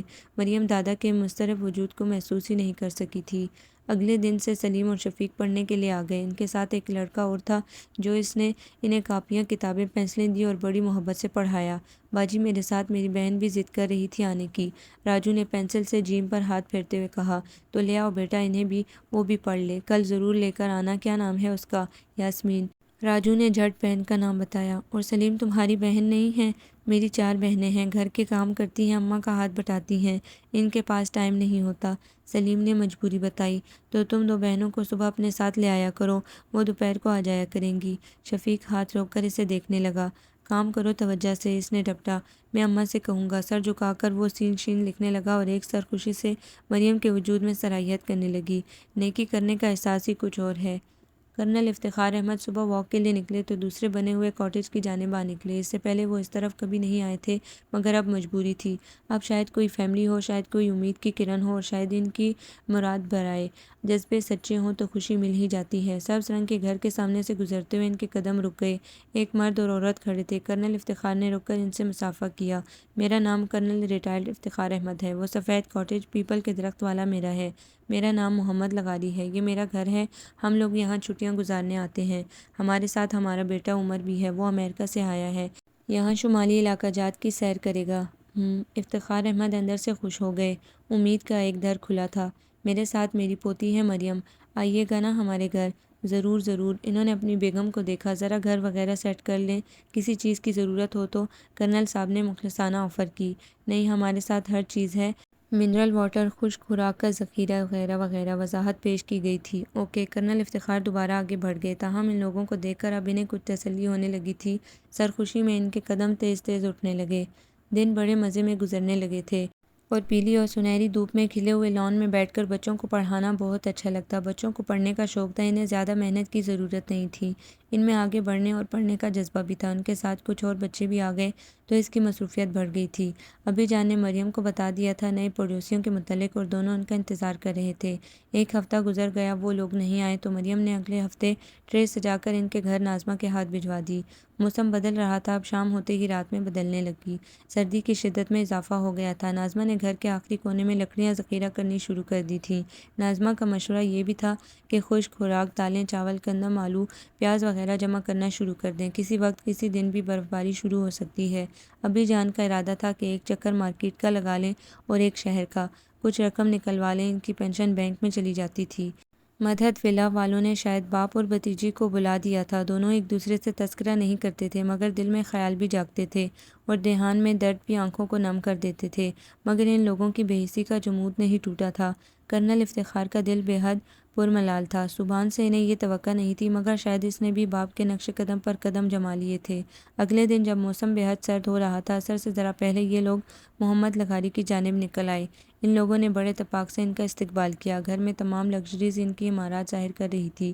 دراصل مصروفیت تھی، آتے ہی فلو نے حملہ کر دیا۔ اب ذرا طبیعت بہتر ہے، عمیر تو ابھی تک بستر پر ہے، ٹھہرے میں ملواتا ہوں، لغاری صاحب نے مریم کو مسکرا کر دیکھتے ہوئے کہا۔ مسز لغاری چائے کے لیے اپنی ملازمہ کو آواز دینے لگی۔ اس وقت ملگے جیسے حلیے میں ناک پر رومال رکھے چھینکیں مارتا ان کا بیٹا آ گیا، شاید اسے حدت بھی تھی، چہرہ سرخ ہو رہا تھا۔ میرا بیٹا عمر لغاری۔ محمد لغاری نے بیٹے کا تعارف کرایا۔ چھی، السلام علیکم۔ عمر نے چھینک مارتے ہوئے سلام کیا تو یکدم سب ہنس دیے۔ موسم کا اٹیک ہے، کرنل صاحب بولے۔ ایسا ویسا ماحول سے مطابقت کے لیے یہ اٹیک ضروری ہوتا ہے۔ مریم خاموش بیٹھی، مگ ہاتھ میں لیے سنتی اور ادھر ادھر دیکھتی رہی۔ آپ کیا کرتی ہیں؟ عمر نے ڈائریکٹ اس سے سوال کیا۔ کچھ نہیں، فارغ رہتی ہوں، یہاں ہو بھی کیا سکتا ہے، وہ دھیرے سے مسکرائی۔ ارے میری پوتی بڑے کام کی ہے، میری خدمت کرتی ہے، اتنے ڈھیر سارے مشاغل ہیں کہ ابھی جان، اس نے خفگی کے تاثر سے انہیں ٹوکا تو وہ ہنس دیے۔ آئیے گا اور ملاحظہ فرمائیے گا، کرنل صاحب بولے۔ ضرور ضرور۔ عمر بھلے چنگے انداز میں صوفے پر پاؤں رکھے بیٹھا کرنل صاحب کو لطیفے سنا رہا تھا اور وہ ذوق و شوق سے ان سے محسوس ہوتے ارد گرد سے بے خبر تھے۔ ابھی جان 5 بج رہے ہیں، مریم نے توجہ دلائی۔ او ہو ہاں چلو بیٹا، اندھیرا پھیل گیا ہوگا اور لائٹ بھی راستے میں نہیں ہے۔ وہ ہڑبڑا کر اٹھ کھڑے ہوئے۔ کل آئیے گا نا، لغاری صاحب نے چلتے چلتے آفر کی۔ ضرور ضرور۔ محمد لغاری کے بجائے عمر لغاری نے پسندیدگی کی نگاہ سے دیکھتا ہوا سر ہلا رہا تھا۔ آپ بھی ابی جان جہاں بیٹھتے ہیں ادھر کے ہی ہو جاتے ہیں۔ اس نے ناراضگی سے انہیں دیکھا۔ کیسی باغ و بغار ایسی شخصیت ہے باپ بیٹے کی، وہ اب بھی وہیں تھے۔ کسی پر اتنی جلدی اتنا اعتبار نہیں کر لیتے ابی جان، اس نے سمجھایا۔ بیٹے جی، اس ویرانے میں اتنے عرصے بعد کچھ اپنی سی شکلیں نظر آئی ہیں، کتنا اچھا لگ رہا تھا، ورنہ میں تو تمہاری اور ناظمہ کی شکل دیکھ دیکھ کر بور ہو گیا تھا۔ کرنل صاحب لکڑی کا پھاٹک کھول کر اندر داخل ہوئے اور پھر چند سیڑھیاں چڑھ کر لکڑی کا دروازہ اور پھر گلاس ڈور کھول کر لاؤنج میں داخل ہو گئے۔ پیچھے مڑ کر دیکھا ہی نہیں کہ مریم خفگی سے انہیں دیکھ رہی ہے اور پھر وہ خود ہی قدم بڑھا کر ان کے پیچھے بھاگی تھی۔ لیکن میں آپ کی شکل دیکھ کر بور نہیں ہوئی، کیونکہ مجھے معلوم ہے کہ میرا اول اور آخر آپ ہی ہیں، میں نے آپ کے سائے تلے زندگی گزارنی ہے۔ بولتے بولتے اس کا لہجہ بھرا گیا۔ آج آپ نے ثابت کر دیا ہے کہ میں آپ پر بوجھ ہوں اور آپ صرف میری وجہ سے اس جنگل بیابان میں رہ رہے ہیں۔ وہ فلور کشن پر گری، گھٹنوں پر سر رکھے پھوٹ پھوٹ کر رو دی اور کوٹ اتار کر ہینگر کرتے، اس پر اونی ٹوپی لگاتے۔ کرنل افتخار احمد نے پلٹ کر اسے دیکھا اور چونک گئے۔ کس بری طرح رو رہی تھی وہ۔ مریم، مریم یہ کیا کہہ رہی ہو بیٹا، وہ تو سب مذاق تھا۔ وہ بے چینی سے اس کے قریب آ کر بیٹھے اور اس کا سر اٹھایا۔ مجھے آپ ہاسٹل میں داخل کرا دیں اور آپ واپس چلے جائیں، یہ موسم، یہ تنہائی آپ کے لیے بہتر نہیں ہے۔ آپ اس نے ناراضی سے ان کا ہاتھ جھٹکا۔ بری بات بیٹا، ایسے نہیں کرتے، تم جانتی ہو نا کہ وہ سوچ بھی نہیں سکتے تھے کہ مریم ان کی بات کا اتنا اثر لے گی۔ انہوں نے پیار سے انہیں منایا۔ میں اپنے بیٹے کے ساتھ بور ہو سکتا ہوں بھلا؟ یہ چکن، یہ کبوتر، یہ خرگوش، وہ 2 چھوٹی چھوٹی بلیاں، کتنا مکمل گھر ہے، تنہائی کیسی؟ انہوں نے اسے پیار سے چمکارا اور وہ خفگی سے انہیں دیکھتی ہوئی ہنس دی۔ انہوں نے پھر سے شرارت کی۔ مگر ایک مسئلہ ہے کہ یہ شطرنج نہیں کھیل سکتے ابھی جان، وہ ٹھٹک کر رہ گئی۔ کرنل صاحب کھلکھلا کر ہنس دیے۔ اسی دوران ناظمہ انہیں کھانا لگنے کی اطلاع دے رہی تھی۔ دادا پوتی کی بھرپور محبت اس نے پہلی بار دیکھی تھی، بلکہ کوئی بھی محبت پہلی بار دیکھی تھی۔ محبت نے کبھی اسے نہیں چھوا تھا اور شاید جہاں افلاس ہو، مفلوک الحالی ہو، وہاں محبت قیام نہیں کرتی۔ اس بار صبح سے شام تک کے لیے کرنل افتخار احمد اکیلے ہی شہر گئے تھے۔ واپسی پر ڈھیر سارا سامان، کتابیں اور مریم کا فرمائشی پروگرام تھا۔ مریم شوق و دلچسپی سے صبح کی روح پہلی سنہری دھوپ میں لان میں بیٹھ کر بچوں کو پڑھاتی تھی۔ شفیق کہیں سے ایک سفید رنگ کا کتا لے آیا تھا چوکیداری کے لیے، وہ بہت ٹھیک تھا۔ آج کل ابھی جان اسے خود سے مانوس کر رہے تھے۔ اس روز جب سنہری دھوپ میں وہ بچوں کو خدا ایک، رسول صلی اللہ علیہ وآلہ وسلم ایک ہے، ہمیں اس کی پیروی کرنا چاہیے پڑھا رہی تھی کہ پھاٹک کا دروازہ کھلا اور عمر اپنی والدہ کے ساتھ اندر آ گیا۔ مریم نے بڑے سکون سے گھاس سے اٹھ کر ان کا استقبال کیا۔ تم نے تو اچھا خاصا اسکول کھولا ہوا ہے ادھر۔ مسز لغاری کے کہنے پر مریم ہنس دی۔ ایسی تنہائی میں یہ مشغلہ برا نہیں، یہ کہتے ہوئے عمر نے ایک طائرانہ نگاہ بچوں پر ڈالی اور مریم پر روک دی تھی۔ ابھی جان اندر ہیں، ناظمہ انہیں اندر لے جاؤ، اس نے مٹر چھیلتی ناظمہ سے کہا تو وہ اندر بڑھ گئی۔ او ہو، یہ تو یہاں چھوٹا سا زو بھی ہے، چوزوں کا پنجرا، کبوتر کا پنجرا، کونے میں کھیلتے خرگوش، دھوپ سینکتی بلیاں اور بال سے کھیلتا ڈوگی۔ عمر شوق اور دلچسپی سے انہیں دیکھ رہا تھا۔ یہ سب آپ کے شوق ہیں؟ عمر مریم کے قریب رکا۔ جی، وہ اس بات میں سر ہلاتی مسکرائی۔ Well done, well done. وہ اسے سراہتے ہوئے اندر کی جانب بڑھ گیا۔ زبان کی شباہت دیتا عمر لغاری جانے کیوں اسے عجیب سے لگا، آنکھوں میں عجیب سی چمک تھی، عقابی سی، کچھ چرب زبان بھی لگا، چاپلوس ٹائپ کا، مسلسل بے لاگ بے معنی بول سکتا تھا۔ عمر کو دیکھ کر اسے زبان یاد آ گیا تھا، اسی لیے وہ ابھی جان کے سامنے ناراضی کا اظہار کرتی روئی تھی۔ بہت عرصے بعد زبان کی کال آئی تھی مگر اس نے ریسیو نہیں کی۔ زبان نے اسے محبت دی تھی، محبت کا اعتماد نہیں دیا تھا۔ محبت میں اعتماد نہ ہو تو محبت بے اعتبار ہوتی ہے، اور زبان کی محبت بے اعتبار تھی۔ وہ اس کے لیے اسٹینڈ نہیں لے سکتا تھا، گھر والوں سے لڑ نہیں سکتا تھا، محبت کو امان نہیں دے سکتا تھا۔ اسے اپنے آدرش عزیز تھے۔ اس کی خواہشوں کی فہرست میں اس کا نمبر سب سے آخری تھا اور آخری خواہش پوری نہ بھی ہو تو گزارا ہو ہی جاتا ہے۔ اس کے موبائل پر اس کا SMS بھی آیا تھا اور "آئی مس یو" کا میسج پڑھتے ہوئے وہ سوچ رہی تھی، امیدوں کی شمع دل میں مت جلانا، اس جہاں سے الگ دنیا مت بسانا۔ آج موڈ میں ہو تو SMS کر رہے ہو، روز روز انتظار میں پلکیں مت بچھانا۔ اس نے آج صبح مستقل طور پر اپنا سیل آف کر دیا تھا۔ کیا فائدہ ایسی آکاش بیلیسی محبت کا؟ وہ بہت حقیقت پسند لڑکی تھی۔ کاغذی خواب اور کاغذی خوشبو اسے اچھی نہیں لگتی تھی۔ باجی میں نے کام کر لیا ہے۔ زیتون اس کے پاس آ گئی۔ اس نے سر جھٹک کر اسے دیکھا اور دھیرے سے کاپی تھام لی۔ یہ مصروفیت دھیان بٹانے کے لیے کافی ہے۔ مجھے یقین ہے برف باری کے بعد جو برف پگھلے گی تو سب کچھ گمشدہ محبتوں کا مدفن ہو جائے گا۔ یقیناً محبت، اعتماد، یقین اور شرعی بندھن میں مجھے ملے گی۔ یہ سب سوچتی وہ دھیرے دھیرے بچوں کا کام چیک کرنے لگی اور پھر وہ مسکراتے ہوئے انہیں ہوم ورک دینے میں مصروف ہو گئی۔ کیا بات ہے ناظمہ، تمہاری برف باری ابھی شروع نہیں ہوئی؟ اس نے ڈرائی فروٹ سے شغل کرتے ہوئے ناظمہ کو دیکھا۔ لوگ تو دعا کرتے ہیں کہ برف باری نہ ہو تاکہ نئے مسئلوں سے بچے رہیں۔ ہلکی پھلکی تو ہو ہی جائے نا، میں پہلی بار دیکھوں گی۔ اس کے لہجے میں اشتیاق تھا۔ ابی جان ٹیلی ویژن پر ٹاک شو دیکھ رہے تھے اور وہ ناظمہ سے باتیں کر رہی تھی۔ تبھی باہر پھاٹک زور سے بجا۔ سب چونک گئے۔ ان کے کاٹیج پر پہلی دستک تھی۔ میں دیکھتا ہوں، ابی جان نے کہا تھا، مگر اتنی دیر میں ناظمہ کچن کی کھڑکی سے دیکھ بھی آئی۔ ابی جان، وہ برابر کے گھر سے آدمی ہیں، ناظمہ نے اطلاع دی۔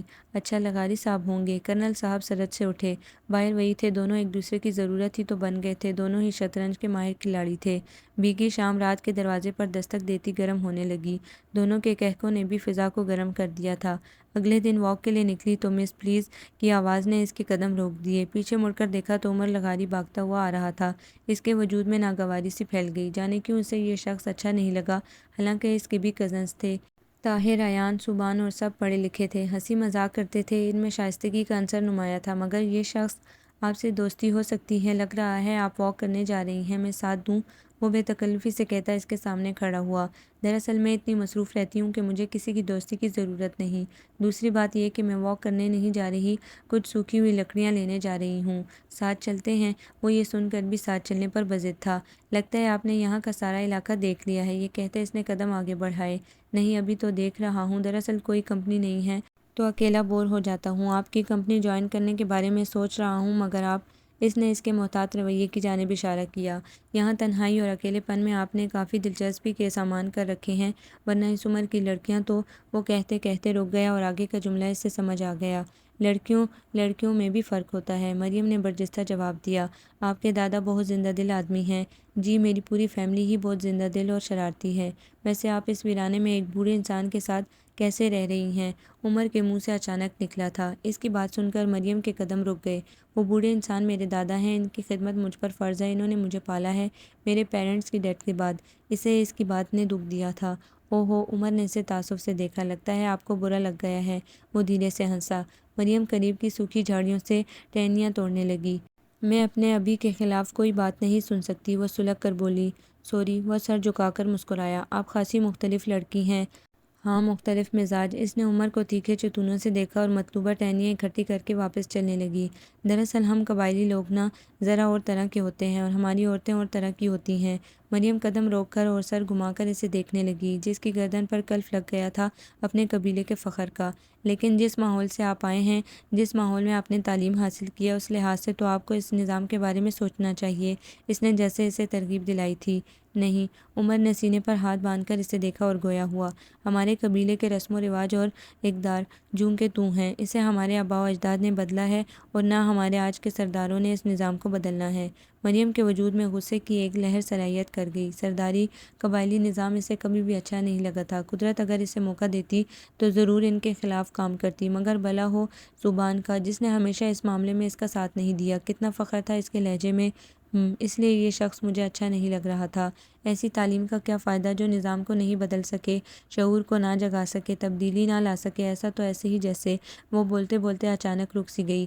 ارے ارے، اتنی جذباتیت ٹھیک نہیں، عمر نے مسکراتے ہوئے کہا۔ آپ کے خاندان کی عورتیں آج بھی ان پڑھ اور جاہل ہیں۔ وہ کہاں چپ رہتی تھی۔ ہاں، مگر بے حد سمجھدار، عمر نے پھر سے اکڑ کر جواب دیا اور وہ سلگ اٹھی۔ ہاں، یہ سمجھداری ہے کہ اپنے عقل و شعور کو استعمال نہ کرے، اپنی آزادی رائے کو رہن رکھوا دے، اپنے حقوق کا استعمال نہ کرے۔ وہ طنز یا بولی، وہ اتنا پڑھ کر کیا کریں گی؟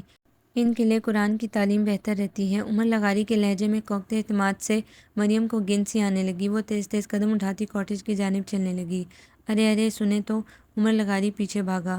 کیا فائدہ تھا ایسے بے حیث غاصب لٹیروں سے ملنے کا جو خود غرضی کی انتہا کر دیں؟ اس نے دل میں سوچا، کیا ہم یہاں مل کر کل سیر کے لیے جا سکتے ہیں؟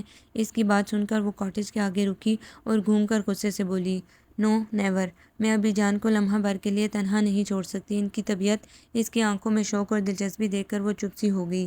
اس کی کینہ توز نگاہوں نے اسے کراہیت میں مبتلا کر دیا تھا۔ انکل سے ملاقات ہو سکتی ہے؟ عمر نے اندر آنے کا بہانہ گھڑا۔ نہیں، سردی بہت ہے، اس وقت وہ بستر میں ہوتے ہیں۔ اس نے بھی اسے آڑے ہاتھوں لیا۔ ٹھیک ہے، کل صبح ملاقات کر لوں گا۔ وہ اسے پرشوق نظروں سے دیکھتا ہوا بولا۔ مریم پھاٹک کھول کر اندر داخل ہوئی اور پلٹ کر پھاٹک بند کر کے نگاہ اٹھا کر اسے دیکھا۔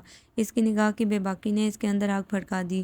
وہ وڈیرا تھا، مستقبل کا سردار تھا، نسل در نسل چلنے والا جاگیردار۔ اس سے کچھ بھی کہنا عبث تھا اور وہ لفظوں سے نہیں رویے سے بتا دینا چاہتی تھی کہ وہ اس کے لیے کوئی معنی نہیں رکھتا۔ وہ پلٹی اور مضبوط قدموں سے آگے آگے چلتی ہوئی سیڑھیاں چڑھی، گلاس ڈور کھولا اور پروقار انداز سے اندر داخل ہو گئی۔ عمر لغاری حد نگاہ تک اسے دیکھتا رہا۔ یہ وقار، یہ انداز، یہ معصومیت ہی تو اس کا آئیڈیل تھی۔ وہ سینے پر ہاتھ باندھ کر پھاٹک سے ٹیک لگا کر مسکرایا اور سر اٹھا کر آسمان کی جانب دیکھا۔ تم میری ہو؟ وہ آنکھیں بند کر کے مسکرایا، اور میں عمر لغاری ہوں جس کے ہاتھ میں دنیا ہے اور دنیا کی ہر چیز اس کی ہے، اس کی مٹھی میں بند۔ وہ بڑے یقین سے مسکرایا اور اعتماد سے آگے بڑھ گیا۔ وہ اکثر اب اس کے راستے میں آنے لگا، کبھی والد کے ساتھ تو کبھی والدہ کے ساتھ۔ گھر بھی آنے لگا۔ مریم اس سے گریزاں ہی رہتی تھی، ادھر ادھر ہو جاتی، ناظمہ کے ساتھ کچن میں مصروف ہو جاتی اور اگر بچوں کو پڑھا رہی ہوتی تو ان کے جانے تک پڑھاتی ہی رہتی۔ اس کے گرد پرندوں اور بچوں کی معصوم دنیا تھی جو بے ریا محبت کرتے تھے، بے لوث چاہتے دیتے تھے۔ عمر لغاری، تمہیں کیسا لگتا ہے اس روز لوڈو کھیلتے ہوئے؟ ابی جان نے مریم سے اچانک پوچھا۔ اپنی باری چلیں ابی جان، الٹے سیدھے سوال مت پوچھیں، دیکھیں آپ کی گود پٹ رہی ہے۔ وہ مکمل کھیل کی طرف متوجہ تھی۔ مجھے تو خاندانی اور سلجھے ہوئے لوگ لگتے ہیں، خاصی جائیداد ہے ان کی، لغاری بتا رہا تھا۔ کرنل صاحب کا سوال ہنوز سوال تھا۔ ابی جان، ہمیں کسی کی جائیداد سے کیا لینا، اور یہ سب چیزیں انسان کو کیا دیتی ہیں؟ خود آپ کے پاس کتنی جائیداد ہے؟ اس نے عام سے لہجے میں جواب دیا۔ میرے خیال میں تم عمر لغاری کے ساتھ خوش رہ سکتی ہو، اس بارے میں تمہارا کیا خیال ہے؟ مریم سر اٹھا کر انہیں دیکھنے لگی۔ وہ سر جھکا کر باری لے رہے تھے۔ لو جی، کھیل ہی ختم ہو گیا۔ جانتے ہیں آپ یہ جاگیردار قسم کے لوگ کتنے ظالم ہوتے ہیں؟ ایسا سوچیے گا بھی مت۔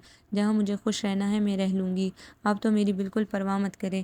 مریم کو غصہ آ گیا تھا ان کی بات پر۔ ابی جان سے اس سوچ کی توقع نہیں تھی، مگر رات اپنے بستر پر لیٹ کر اس نے لسان سے سوچا کہ شاید وہ حق بجانب ہیں۔ وہ 25 سال کی ہو رہی تھی اور شادی تو دور کی بات، اس کی منگنی بھی کہیں نہیں ہوئی تھی۔ ابی جان ہی اس کے خیر خواہ تھے، اس کے لیے رشتہ تلاش کرنے کہاں تک جا سکتے تھے؟ مگر دھیرے سے وہ اٹھ بیٹھی۔ اس کا مطلب یہ نہیں کہ ایک ناپسندیدہ ہستی کے ساتھ زندگی گزار لیں۔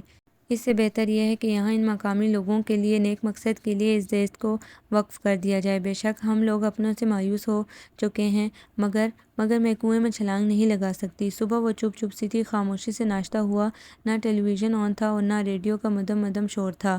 خفگی کے طور پر مریم جلد ہی لان میں نکل آئی۔ دوسرے ہی لمحے اس پر انکشاف ہوا، رات ہلکی پھلکی برف باری بھی ہوئی تھی۔ موسم بے حد ابر آلود تھا، فضا میں ٹھنڈک کا احساس نمایاں تھا۔ درختوں کے اوپر ننھے منھے سفید ذرات ٹھہرے ہوئے تھے اور ایسا موسم اس کی کمزوری تھا۔ وہ دھیرے دھیرے لان میں ٹہلتے ہوئے قدرت کی صناعی پر غور کرنے لگی۔ کرنل افتخار احمد سگار سلگائے کتاب گود میں رکھے گلاس وال سے اسے دیکھتے امی کو سوچ میں گم تھے۔ یوں لگ رہا تھا جیسے آج بھی اسے صبحان کا انتظار تھا، منتظر ہے ان لوگوں کی جنہوں نے اسے ٹھکرا دیا تھا، اور آج بھی اسے ان کی آہٹ کا انتظار ہے۔ میں کیا کروں اس کے لیے؟ لغاری فیملی اچھی ہے مگر اس کی ناپسندیدگی۔ صاحب جی، موسم کی پہلی برف باری کا آغاز ہو چکا ہے۔ ناظمہ نے انہیں کافی کا مگ پکڑایا اور آتش دان میں آگ ٹھیک کرنے لگی۔ مریم کو بھی دو، کافی ٹھنڈ ہو رہی ہے باہر، اسے کہو اندر آ جائے، یہاں کوئی ڈاکٹر نہیں ہے۔ یہ کہہ کر انہوں نے کتاب کھولی۔ ہوم ڈاکٹر تو ہیں نا؟ مریم اندر آ کر سن چکی تھی، دھیرے سے پیچھے سے ان کے شانوں پر جھک گئی۔ وہ چونکے، اپنائیت کی مہک ان کے گرد پھیل گئی۔ دونوں نے ہی اپنی اپنی سوچوں کو جھٹک کر ایک دوسرے کا دھیان کیا۔ مجھے شطرنج سکھائیے تاکہ آپ کو ادھر ادھر نہ دیکھنا پڑے۔ کرنل افتخار احمد نے چونک کر اسے دیکھا اور ہنس پڑے۔ اس کے لیے مجھے کیا کرنا ہوگا؟ مریم نے خفگی کے تاثر سے انہیں دیکھا اور ان کی آنکھوں میں چھپی ہنسی کو دیکھ کر ہنس دی۔ وہ اس کا اندیہ جان گئے تھے۔ اپنی کوئی خواہش منوانے کے لیے وہ یوں ہی بات کرتی تھی۔ کچھ نہیں کرنا پڑے گا کیونکہ آپ بوڑھے ہو گئے ہیں، سردی بہت لگتی ہے آپ کو، ٹھنڈ لگ جانے کا خطرہ ہے۔ مجھے آپ ادھر سے ہی وہاں سامنے اس دیوار کے پار برف میں کھیلتے دیکھیے گا، میں برف کے بالو بناؤں گی۔ وہ کھلکھلا کر ہنس دیے۔ اس کی اس معصوم سی خواہش پر یہ کام تو میں بھی کر سکتا ہوں، میں ابھی اتنا بوڑھا نہیں ہوا، لڑکی فوجی آدمی ہوں اور فوجی کا دل، جذبہ اور امنگ ہمیشہ جوان رہتی ہے۔ کرنل صاحب نے سینہ ٹھونکا۔ مگر بوڑھے فوجی کی نہیں۔ اس نے شطرنج کی بساط بچھاتے ہوئے انہیں چھیڑا تو وہ کھلکھلا کر ہنس دیے۔ ماحول کا تناؤ غائب ہو گیا تھا۔ ناظمہ مسکراتے ہوئے کچن میں چلی گئی اور اسی پل واپس آئی تھی۔ باہر پھاٹک زور سے بج رہا تھا اور وہ کچن کی کھڑکی سے دیکھ چکی تھی۔ لغاری صاحب آئے ہیں۔ دونوں نے ایک دوسرے کو دیکھا۔ لے آؤں انہیں ادھر ہی، ان کی بیگم اور بیٹا بھی ساتھ ہیں۔ ناظمہ آگے بڑھتے ہوئے بولی، بہت فارغ رہتے ہیں یہ لوگ، کوئی کام ہی نہیں ہے۔ ناگواری سے کہتے وہ وہاں سے اٹھ گئی۔ داخلی دروازے سے وہ لوگ اندر آ گئے اور لاؤنج آباد ہو گیا۔ جھوٹے مکار منافق لوگ، خود عیش کرتے ہیں اور گھر کی عورتوں کو قید کر کے باندیاں بنا لیتے ہیں۔ ادھر ہی یہ انکشاف ہوا، بلکہ خود لغاری صاحب نے کیا، کہ بیگم ان کی دوسری بیوی ہے اور عمر ان کی پہلی بیوی سے ہے۔ یہ لوگ شہر میں رہتے ہیں۔ مریم کا حلق تک کڑوا ہو گیا، اور گاؤں میں ان کی قیدی باندیاں، غلام زادیاں ان کی توجہ کی مستحق رہتی ہیں۔ لگتا ہے آپ کو یہ موسم بے حد پسند ہے۔ وال مرر سے مسلسل باہر دیکھتے ہوئے عمر لغاری نے قریب آ کر اس سے پوچھا۔ جی، وہ مختصراً بولی۔ آئیے باہر چلیں پھر۔ اس کی آنکھیں اندرونی احساس سے چمک رہی تھی۔ میرا موڈ نہیں ہے، وہ رکھائی سے بولی۔ تو آپ موڈی ہیں؟ وہ اس کے سامنے فلور کشن پر بیٹھ گیا۔ بہت زیادہ، وہ اعتماد سے بولی۔ مگر لڑکیوں کے لیے یہ اچھی بات تو نہیں، اس نے صلاح دی۔ کیوں اچھی بات نہیں؟ مرد کچھ بھی کریں اور لڑکیاں اپنی موڈ بھی موو نہیں کر سکتی۔ وہ بھڑک اٹھی تھی۔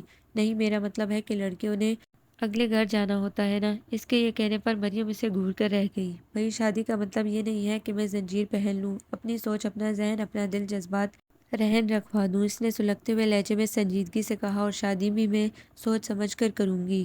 عمر لغاری جانے کس بات پر سر جھکا کر ہنس دیا، اور کرنل افتخار احمد پوتی کے تاثرات اچھی طرح پڑھ سکتے تھے۔ مریم، اچھی سی کافی بنا کر لاؤ۔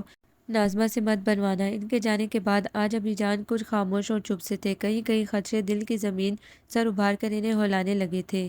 نہیں، ایسا کچھ نہیں ہو سکتا تھا۔ ابھی جان اس کی ذہنی سوچ اور خیالات سے واقف ہیں۔ دل کو یقین تھا، مگر صبح ایک انکشاف اس پر ہوا کہ لغاری فیملی اسے پرپوز کر کے گئی ہے۔ مریم ان کے بیٹے کو بہت بھا گئی تھی۔ آگے کا سفر وہ اس کے ساتھ طے کرنا چاہتا تھا، اور یہ سب ابھی جان نے خاموشی سے سن لیا تھا۔ اس کا عزم، اس کا فخر دم توڑ گیا۔ وہ ساکت سی رہ گئی۔ ابھی جان کی توجہ کہیں اور تھی۔ وہ جانتے تھے اس کی پسند کیا ہے اور کیا وہ اس کے مستقبل سے اتنے مایوس ہو گئے تھے۔ دھیرے سے ان کے آگے سے اٹھ کر وہ لاؤنج سے ہوتی گلاس مرر کھول کر باہر آ گئی۔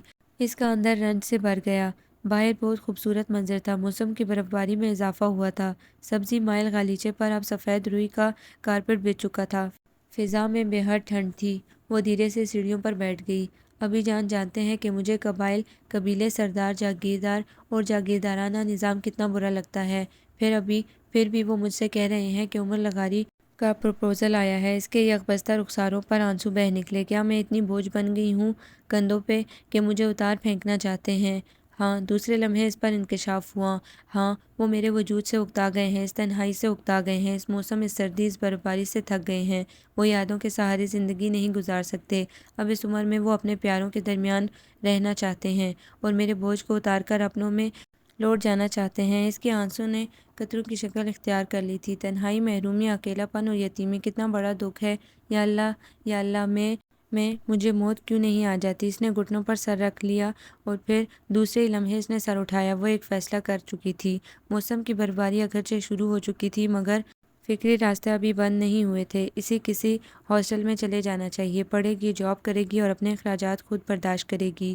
زندگی گزر جائے گی، مگر کسی جاگیردار کی ملکیت نہیں بنے گی۔ جس نظام سے اسے نفرت ہے، اس نظام کا حصہ نہیں بنے گی۔ یہ سب سوچ کر وہ کھڑی ہو گئی۔ ایسا ہے تو ایسا ہی صحیح۔ اگر ابھی جان اسے کچھ کہہ نہیں سکتے مارے مروت کے، تو وہ تو سمجھ سکتی ہے نا۔ پھر وہ کاٹیج کے اندر پلٹ آئی۔ اگلے 2 دن غیر معمولی خاموشی کی نظر ہو گئے۔ صرف 2 بچے پڑھنے آئے تھے۔ برف باری نے راستے بند کر دیے تھے۔ اگلے 2 دن وہ بھی نہیں آئے۔ برف باری کی شدت میں اضافہ ہو گیا۔ باہر برف کی سفید براق چادریں بچھی ہوئی تھیں۔ ارد گرد کے منظروں کی خوبصورتی میں اضافہ ہو گیا تھا۔ گلاس وال سے باہر کتنی دیر تک دیکھتی، وہ مستقبل کے بارے میں سوچتی، منظروں کی خوبصورتی دل پر محسوس کرتی تھی۔ وہ ادھر کرنل افتخار احمد الگ اپنی سوچوں میں گم رہتے تھے۔ سوچتے سوچتے اکثر مریم کی آنکھیں بھی نم ہو جاتی۔ کیا تھا ابھی جان کہہ دیتے یہ انگیج ہے، منگنی ہو چکی ہے، مگر اس روز گھر کے لاؤنج میں لغاری صاحب اپنی بیگم کے ساتھ براجمان تھے۔ مریم جل کر رہ گئی۔ یہ کیا جانے حقوق اور فرائض کی جنگ، یہ کیا جانے دکھ کا احساس۔ اس عورت کا دکھ یہ کیسے محسوس کر سکتے ہیں جو گاؤں میں بیٹھ کر ان کے بچوں کو پال رہی ہے، اور یہ دوسری بیوی کے ساتھ یہاں رنگ رلیاں منا رہے ہیں۔ اس منافقت سے اسے گھن آنے لگی۔ اگر ابھی جان نے فیصلہ ان کے حق میں دیا تو وہ احتجاج کرے گی، اپنے حق کے لیے لڑے گی اور اسی وقت یہ گھر چھوڑ دے گی۔ اس نے اپنے دل میں مصمم فیصلہ کر لیا اور باہر نکل گئی۔ وہ کتنی دیر تک برف پر چلتی رہی، ادھر ادھر گھومتی رہی۔ واپسی کے راستے میں عمر لغاری سے ٹکراؤ ہو گیا۔ وہ بھی گلے میں دوربین لٹکائے گھوم رہا تھا۔ میرے اور آپ کے شوق کتنے ملتے جلتے ہیں، وہ انتہائی شوق سے اسے دیکھتے ہوئے بولا۔ جی نہیں، اس نے سنجیدگی سے رخ پھیر لیا۔ کم سے کم اتنا تو ہے، قدرت کی صنائی آپ کو بھی پسند ہے اور مجھے بھی۔ وہ مسکرایا۔ خوبصورت موسم سب کو پسند ہوتے ہیں، وہ کہاں کمپرومائز کرنا جانتی تھی۔ یہ تو ہے۔ ویسے آپ کو معلوم ہے امی ابو کیوں آئے ہیں؟ دبی دبی مسکراہٹ لیے سینے پر ہاتھ باندھے، سر پر اونی ٹوپی، لیدر کی جیکٹ پہنے وہ اسے دیکھ رہا تھا۔ جی نہیں، اس کی رکھائی ہنوز برقرار تھی۔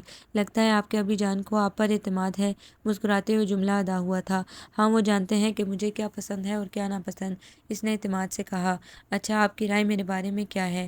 عمر چھوٹتے ہی اصل بات پر آیا تھا۔ میں چلوں، سردی بہت ہو رہی ہے۔ یہ کہہ کر اس نے قدم آگے بڑھا دیے جیسے وہ اس کی شرم سمجھا تھا۔ مجھے مشرق کی یہی ادا تو اچھی لگتی ہے۔ وہ اسے جاتا دیکھ کر ہنسا اور گنگنایا۔ کچھ بھی نہ کہا اور کہہ بھی گئے۔ مریم نے ایک بار پھر سر گھما کر غصے سے اسے دیکھا اور وہ اس کی چپ کو خاموشی سے تعبیر کر رہا تھا۔ میں ایسے لوگوں کے بارے میں کوئی رائے نہیں رکھتی جو منافق ہوں، جن کا ظاہر اور باطن الگ الگ ہو، جنہیں انسانی حقوق اور انسانیت کے بارے میں کوئی علم نہ ہو، جو زندگی کے راستے میں آنکھیں بند کر کے چلیں اور جو صرف اپنی خوشیوں کے لیے جیتے ہوں۔ یہ سب سن کر عمر لغاری کی ہنسی کو بریک لگ گیا اور وہ تیکھی نظروں سے اسے دیکھنے لگا۔ کیا مطلب؟ مطلب ان عورتوں سے پوچھے گا جو آپ کے گھر میں عزت اور جائیداد کے نام پر بیٹھی ہیں، اس عورت سے پوچھے گا جو آپ کے نام پر آپ کی حویلی میں موہ انتظار ہیں کہ کب اس کا شوہر آئے اور اس پر ترسی ہوئی نگاہ ڈالے۔ مریم نے ایک اور تیر اندھیرے میں چلایا۔ عمر لغاری چونک گیا، گویا تیر نشانے پر لگا تھا۔ اور میں اونلی ون ہوں، اس لیے ہمیشہ نمبر ون ہی رہنا چاہتی ہوں۔ گویا یہ ساری باتیں در پردہ ہو رہی تھی، مگر مریم نے اپنا نقطہ نظر بہت اچھی طرح اس پر واضح کر دیا تھا۔ اس کے بعد وہ رکی نہیں اور وہ سناٹے میں کھڑا اسے جاتے دیکھتا رہا۔ وہ سب سمجھ رہا تھا مگر نہ سمجھنے کی پوزیشن میں تھا۔ اتنی ذہین اور سمجھدار لڑکی، تمہیں میں نے ہر قیمت پر حاصل کرنا ہے، خود سے وعدہ کرتے اس نے اپنے گم ہوتے وجود کو دیکھا تھا۔ اس نے ابھی جان سے کچھ نہیں پوچھا، جب بات ہوتی تو اپنی رائے بتا دیتی تھی۔ وہ عقل و شعور رکھتی تھی۔ شاید اسے احساس ہوا کہ ابھی جان کچھ خوش ہیں۔ ٹیلی ویژن کی آواز بلند تھی۔ انہوں نے ناظمہ سے گرم گرم حلوہ بنوایا تھا اور اب اسے آوازیں دے رہے تھے۔ شگن کی مٹھائی، مٹھائی نہ صحیح حلوہ صحیح، وہ دل میں سوچتی ان کے پاس آ گئی۔ کھاؤ کھاؤ بچے آؤ، آج میں بہت خوش ہوں۔ دیکھو ناظمہ نے کتنا مزے کا حلوہ بنایا ہے۔ خوشی چہرے سے خوب نمایاں تھی۔ ابھی جان مجھے میٹھا پسند نہیں، یہ کہہ کر وہ ان کے سامنے بیٹھ گئی۔ میری خاطر کھا لو، اور وہ انہیں دیکھ کر ہی رہ گئی۔ اسے رونا آ گیا، گویا لغاری فیملی کو ہاں کر دی گئی ہے۔ آج میں بہت خوش ہوں، ابھی جان پھر چہکے، اور میری خوشی، یہ کہہ کر وہ اٹھی اور باہر نکل گئی۔ فیصلے کا وقت آن پہنچا کیا؟ اس نے خود سے سوال کیا اور کمرے میں آ کر بستر پر گری اور پھوٹ پھوٹ کر رو دی۔ ابھی جان میں آپ کو ہرٹ نہیں کرنا چاہتی، مگر میں کیا کروں؟ میں آپ کے اس فیصلے کو قبول نہیں کر سکتی۔ جس نظام سے میں نفرت کرتی ہوں اس نظام کا حصہ نہیں بن سکتی۔ اس نے سوچ کر کشن میں منہ چھپا لیا۔ ٹیلی ویژن پر موسیقی کا کوئی پروگرام چل رہا تھا، آواز بلند کر دی گئی تھی اور حلوہ مزے لے لے کر کھایا جانے لگا تھا۔ شاید اس کے آنسوؤں کی رفتار میں اضافہ ہو گیا۔ ساری رات وہ سوچتی رہی آئندہ کے لائے عمل کے بارے میں۔ ظاہر ہے ابھی جان اس سے بات کرتے تو اس نے فوراً انکار کر کے انہیں دکھ دینا تھا اور غصے میں انہوں نے اسے گھر سے نکال دینا تھا۔ یہاں سے نکلنے سے پہلے اسے کچھ معلومات کرنی تھی قریب ترین ہاسٹل کے بارے میں۔ اس کے بعد کسی جاب کے لیے اپلائی کرتی۔ اس سے پہلے اسے برف باری کے رکنے کا انتظار کرنا تھا تاکہ راستے صاف ہوتے اور راستہ بنتا۔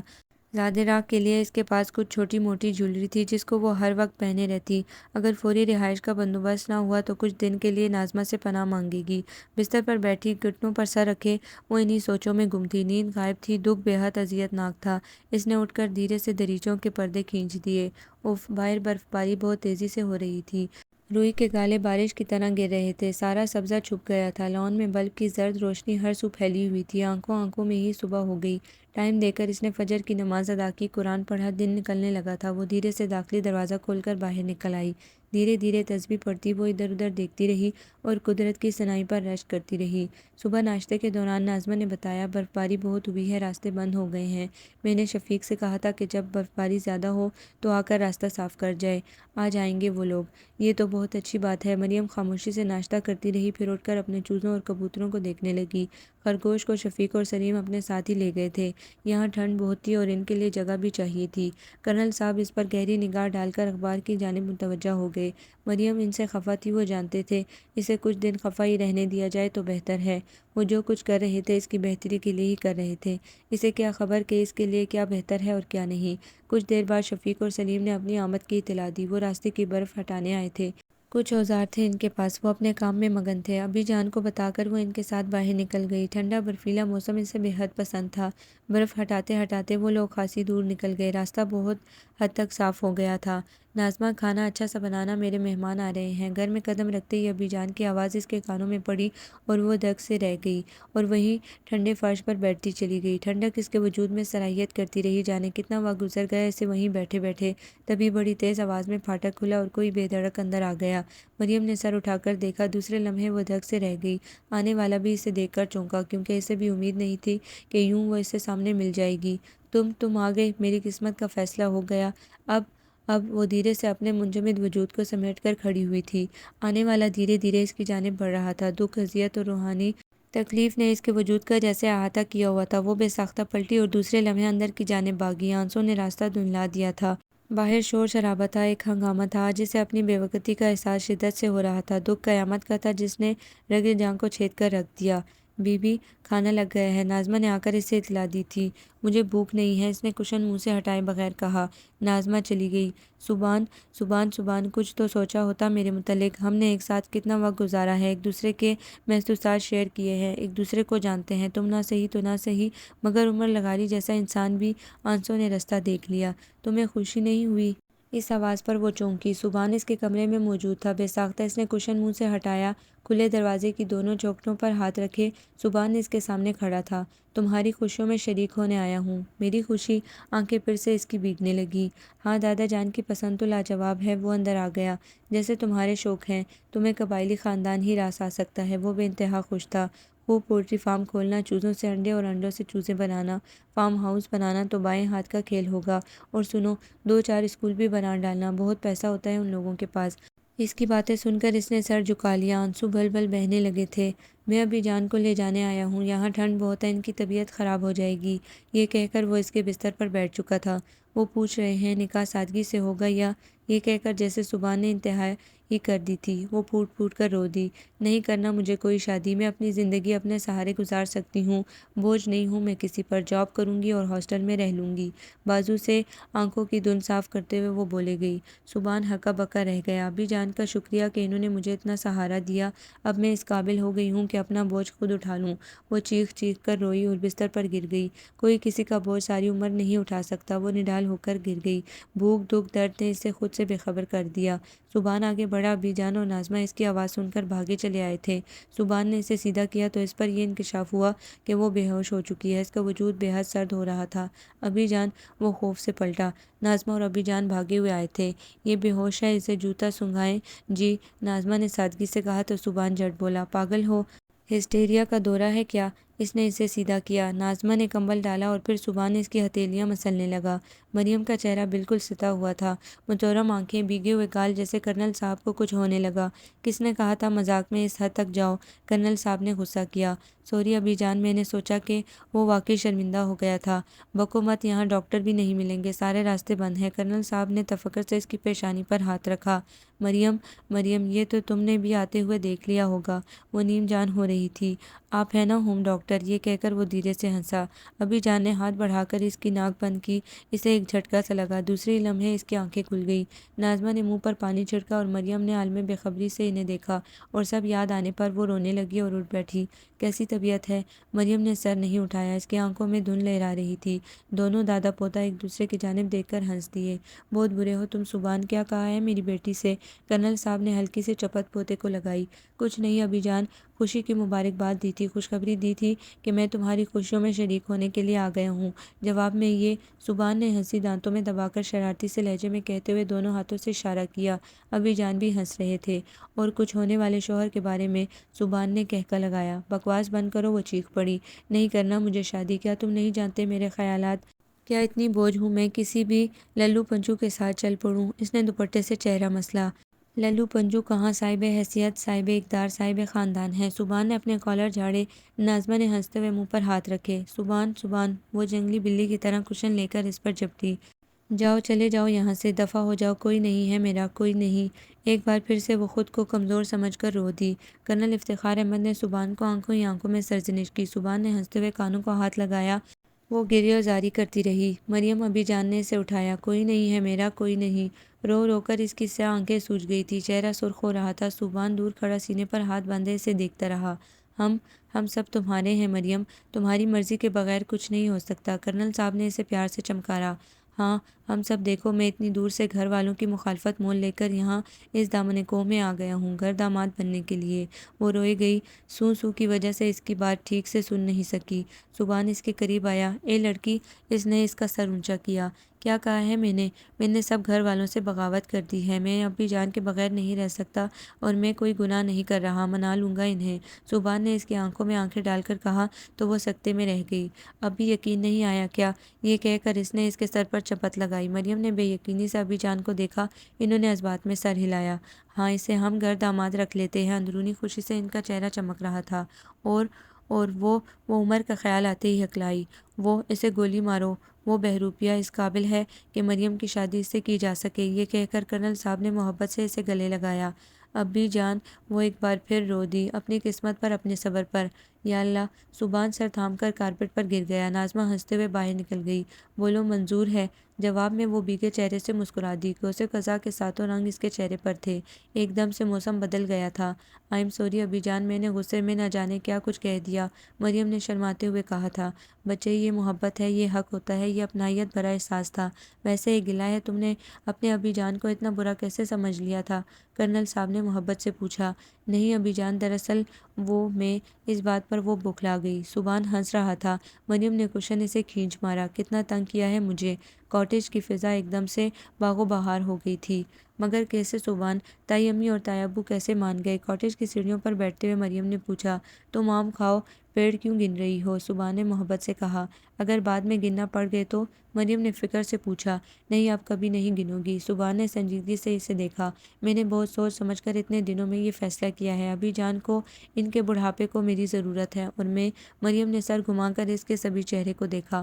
کل اور آج میں کتنا فرق تھا، کتنا فریش تھا یہ چہرہ، طمانینت تھی اس روپ میں۔ میں تم لوگوں کے بغیر نہیں رہ سکتا، ہم تینوں ایک دوسرے کے لیے بنے ہیں۔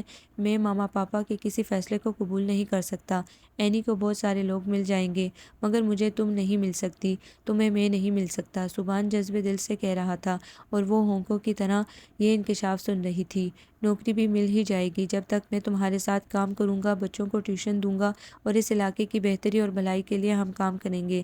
سبحان کے یہ کہنے پر مریم نے سر جھکا لیا۔ زندگی خود بخود مہربان ہو گئی تھی۔ ویسے تم نے تو اپنے چوزوں، کبوتر، طوطے، بلیوں، خرگوش میں پڑھ کر مجھے بلا دیا تھا نا؟ سبحان نے پرشکوہ نگاہوں سے اسے دیکھا۔